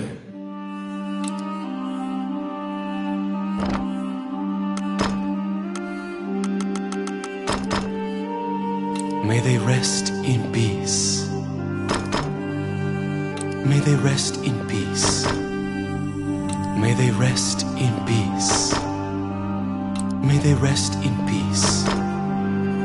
May they rest in peace. May they rest in peace. May they rest in peace. The old man grows excited when you walk by. He grabs the tablet. You now remember him mumbling the Demon King's name earlier. When you try to take the tablet back, the old man chants a spell. Instantly, the stone tablet crumbles to dust. You stand there, gobsmacked, when the old man thanks you in a calm, clear voice. He continues his story. We had obtained the crown of Elysia, known as the Dragon's Crown. However, it had no power to control the dragons. Those legends were myths to lionize the Elysian king. The crown in the ruins was merely decorative. However, I decided that I would infuse the crown with the power the legends spoke of. It would be my life's work. To do this, I would go to any lengths. I collaborated with shadowy cabals and sold my soul to the Demon King for power. Without the tablet, the crown's power will now vanish. The religion that used me cannot control the ancient dragons. The old man tells you in closing that he is the magician Wallace. In the next moment, he appears to melt into the air. The magician Wallace, who disappeared, is Lucane's friend. You must tell him of this surprising encounter.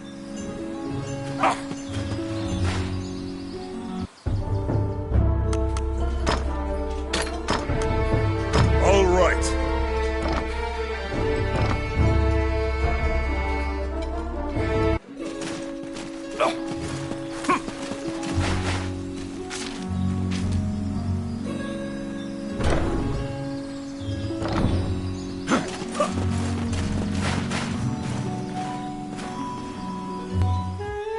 You tell Lucane everything that transpired with Wallace, the tablet, and the dragon's crown. Lucane is listening intently to your story when he suddenly bolts upright. All of his lost memories have returned to him. It was Wallace who killed Lucane. He asked Lucane to come to the labyrinth so he could steal Lucane's black runestones. Those runestones are special runes that make a teleportation gate. They're said to be made by a fairy with ancient powers. Wallace was used to open a gate to the illusionary land. The ancient dragon sleeps there, a land the goddess sealed. The shadowy religion must have wanted to be able to control that giant dragon. They shared Wallace's goal. Even rumors of this organization having the power of dragons would be chaotic. You can't just hope it'll never be found. Lucane says that if the crown were to be anywhere, it would certainly be in the Mage's Tower. Mornion took over the Mage's Tower, likely because it housed many types of research, as well as Wallace's laboratory. Oh, how can I help you? You infiltrate the Mage's Tower to find the dragon's crown.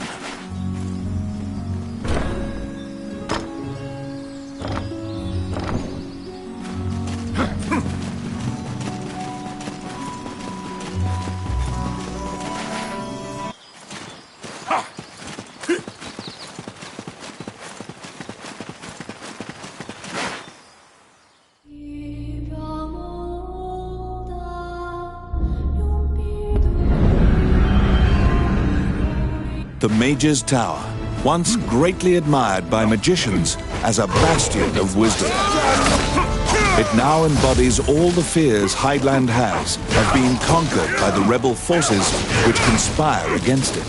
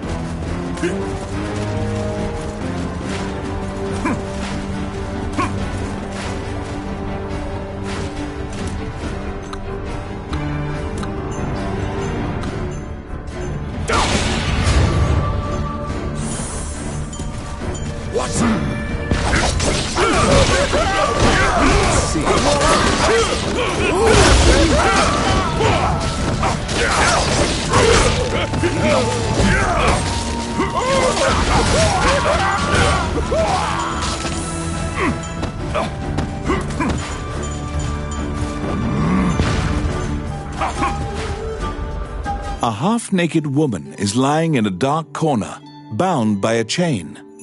Looking closer, you discover she's a kidnapped spirit.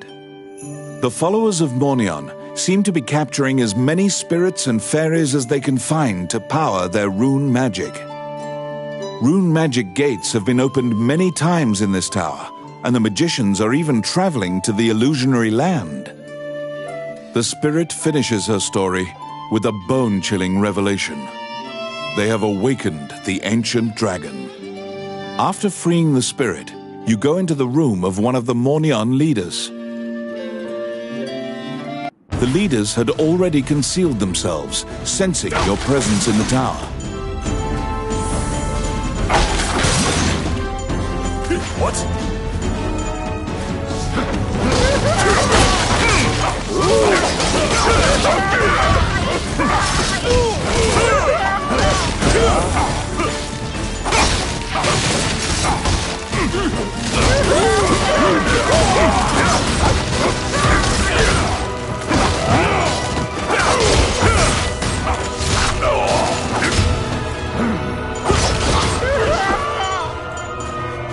The piece of paper reads, "You may check out a maximum of 2 books from this bookshelf."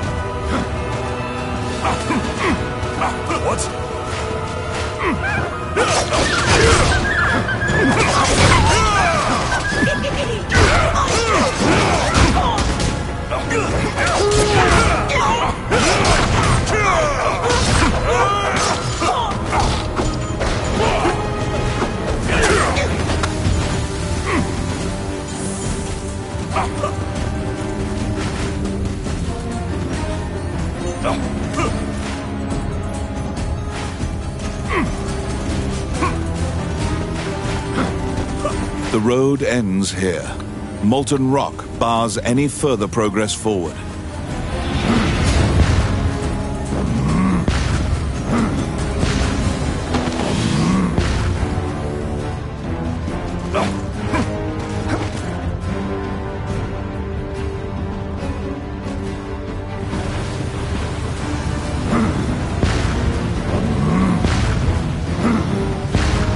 The molten lava attacks you as if it is alive.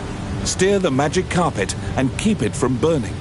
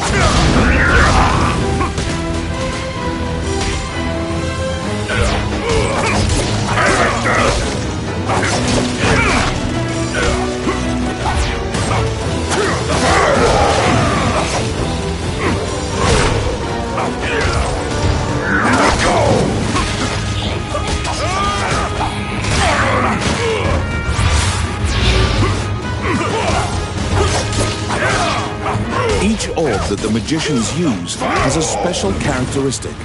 Look at the colors of the orbs.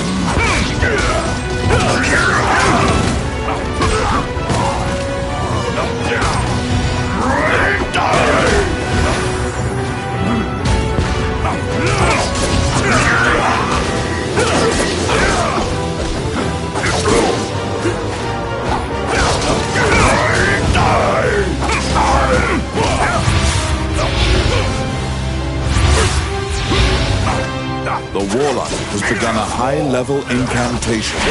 Beware.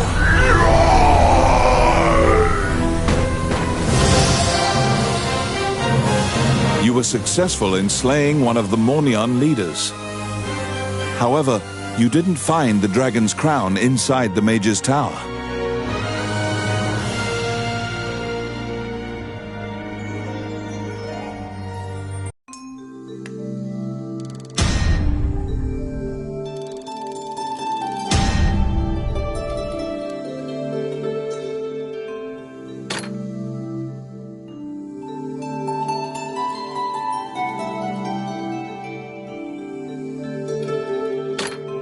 On the Warlock's corpse, you found the black runestones that were taken from Lucain.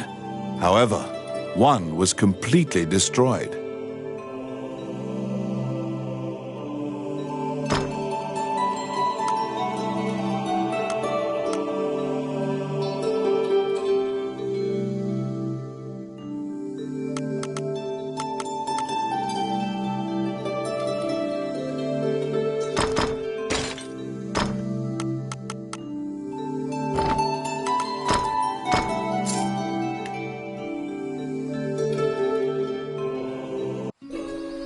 must return the black runestones you acquired to Nain.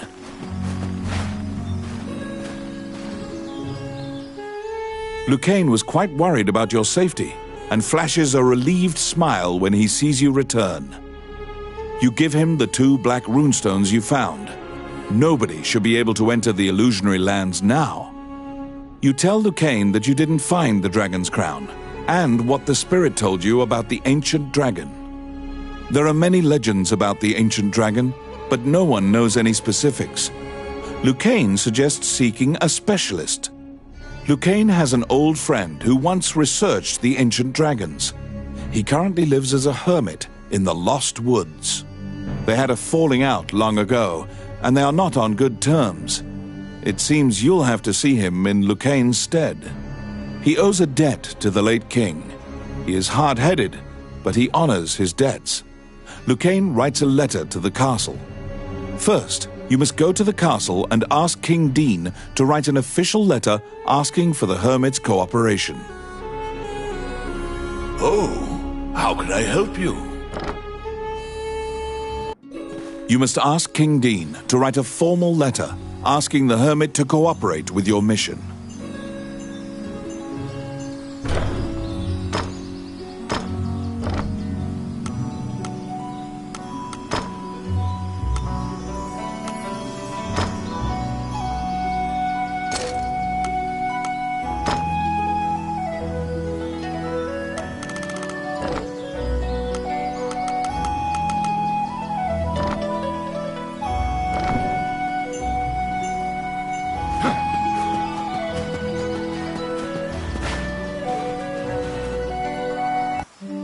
Wandering One, how can I help you?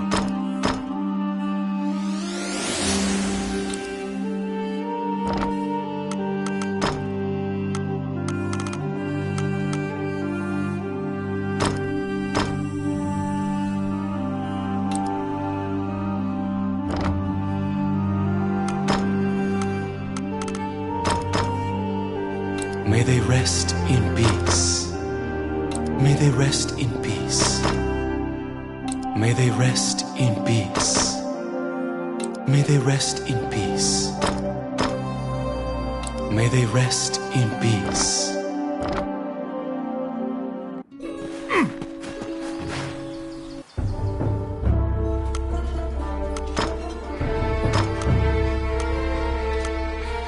All right.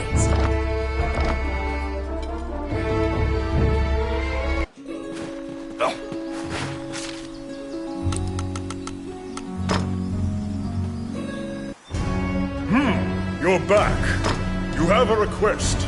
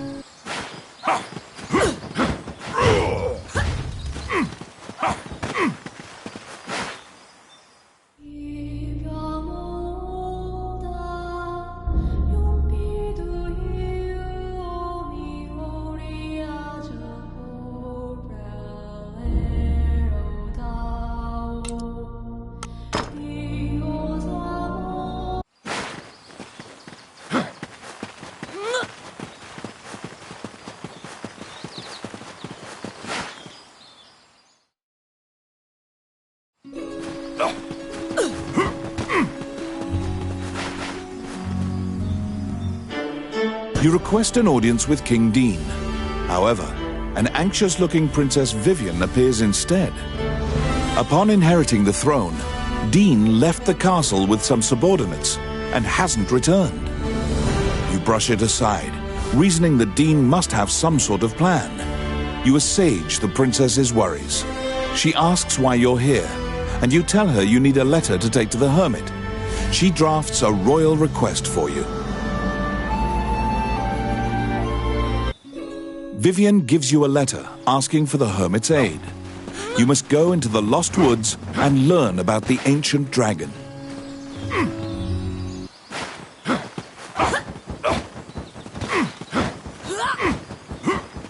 The Adventurers Guild has forbidden the use of the gate, and the ruins are sealed. You should ask Samuel what happened.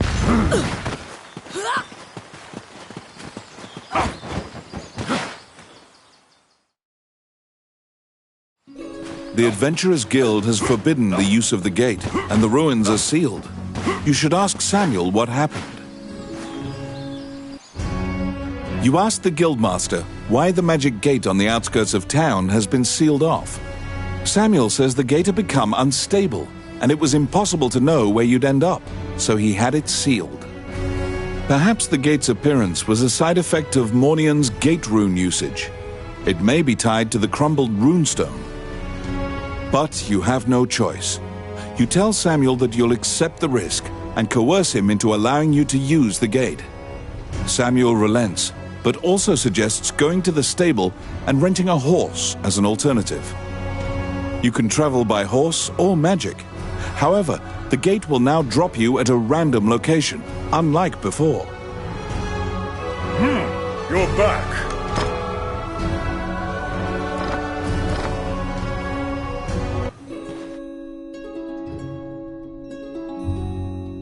You venture into the Lost Woods to ask the hermit about the ancient dragon.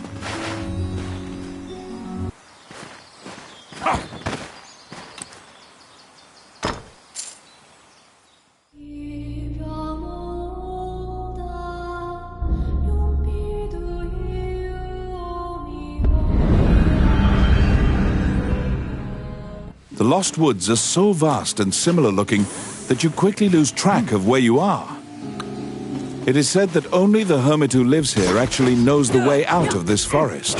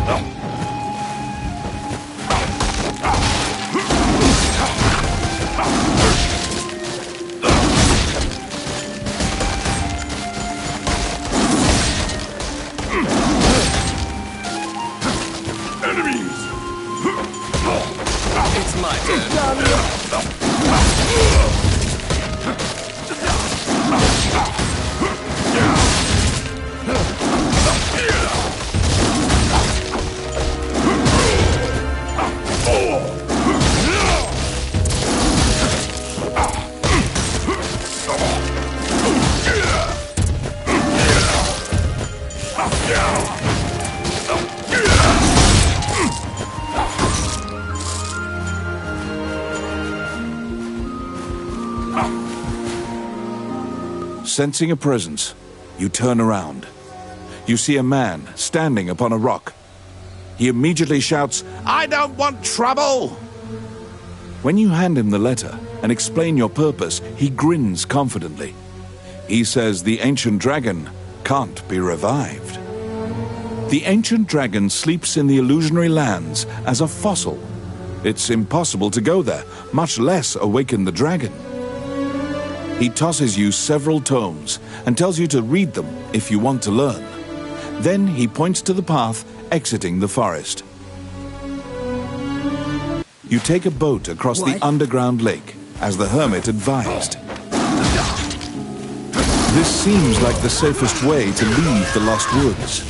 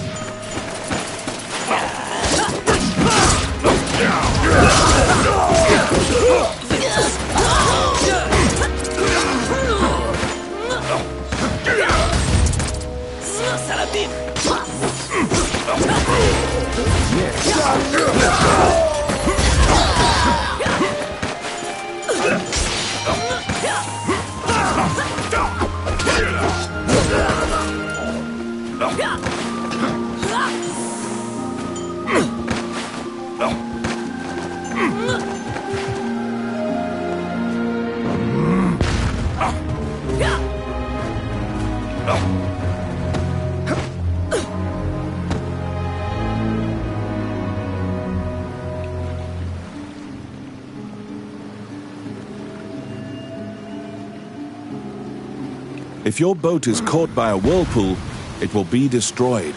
Avoid the whirlpools at all costs.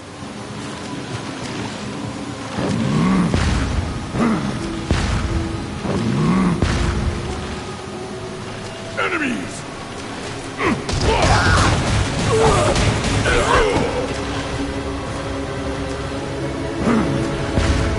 They're here!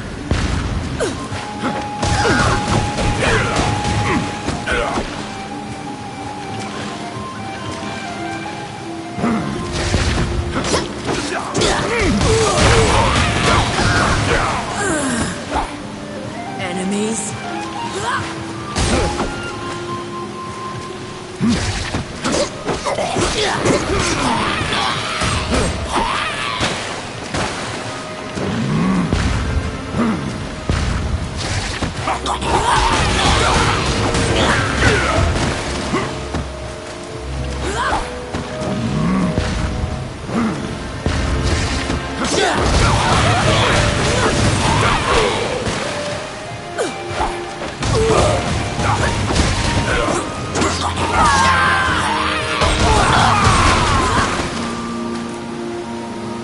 You swallow a lot of water, but you are able to swim to the shallows without drowning.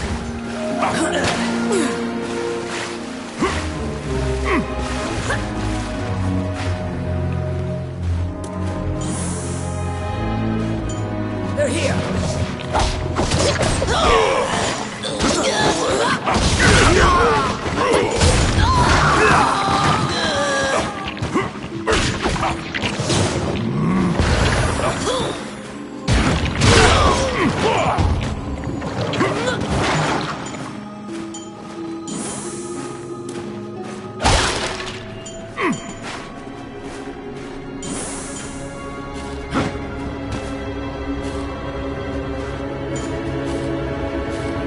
They're here!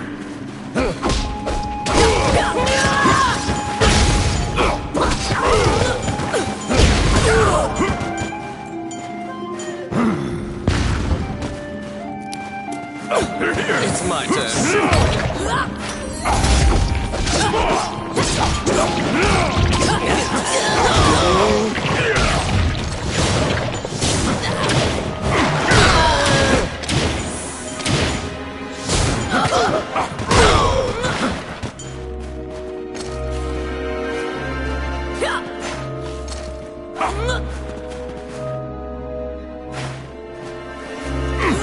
They're here!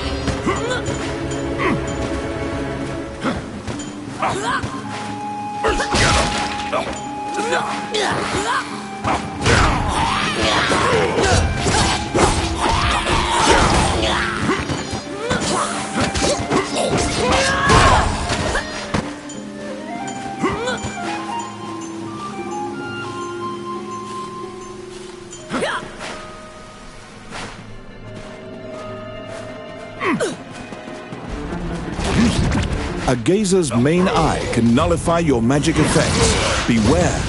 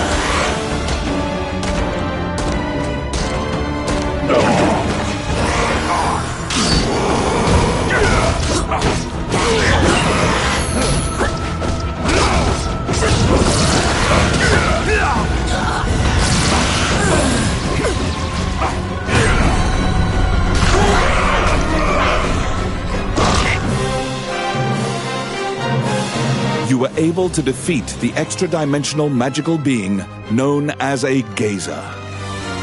It dawns upon you that this is no safe route. In fact, this is likely the most dangerous route.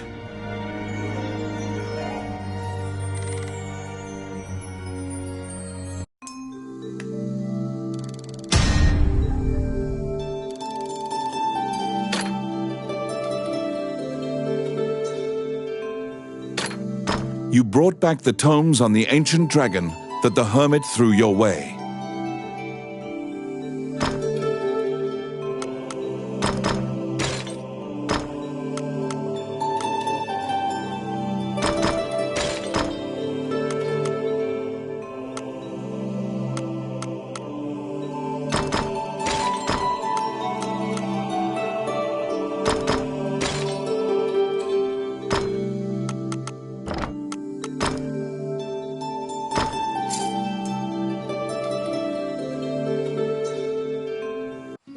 The books you borrowed from the hermit are packed with research about the ancient dragon. Have Lucain look at them. Immediately, you and Lucain pore through the books on the ancient dragon. It is tough reading. Lucain summarizes for you. The illusionary lands are a great land where the ancient dragon is sealed, along with Alicia's fortress. It is an immortal dragon, born alongside the deities. The goddess fossilized it and made it sleep for time indefinite. All the tomes seem to corroborate that general idea, but a particular line in one of the books jumps out at you. When the current Elysian king is sacrificed, the spell will be broken, and the ancient dragon will rise from its slumber. The memory of your meeting with the late king pops into your mind. He spoke of preventing himself from being sacrificed. King Dean's safety does not appear to be a given anymore. You speed to the castle, hoping against hope that he's there. Oh, how can I help you? Frantically, your mind offers myriad silent prayers to any deity you've ever heard of. You rush to meet King Dean. Once again, only the princess appears before you. Vivian seems to have been waiting for you. She shows you a letter. I write this letter in the event something untoward transpires. The letter begins. You begin bracing for the worst. Dean's letter continues. I'm departing for a liaison with representatives of Mornion to obtain the dragon's crown. Heidland is in grave peril, and though I've reservations, I've accepted Mornion's terms to serve the greater good. You now know the sum of all your fears has been realized. Mornion lured him to the illusionary lands and sacrificed him. A spark of hope arises. The illusionary lands have been sealed off. Perhaps the dragon won't be a threat to the realm. Unfortunately, Lucane immediately extinguishes your spark of hope. He opens a dusty volume and directs you to a passage. The ancient dragon will gradually regain its strength. When at full strength, it will have dominion over all magic. This includes the rune magic that holds it prisoner. There's no escaping it. The ancient dragon threatens all life. It's only a matter of time before the ancient dragon regains its strength and can leave the illusionary lands. The ancient dragon must be stopped before it regains its strength. However, the dragon is nigh invulnerable now. Lucane points to an image in the book and tells you to look for talismans. They will weaken the dragon's defenses. The Elysian king received these 9 gems from the goddess Althena. The 9 talismans are scattered throughout the world. Only the strongest and the most diligent will find them. You must go to each area and overcome a difficult trial to collect the talismans.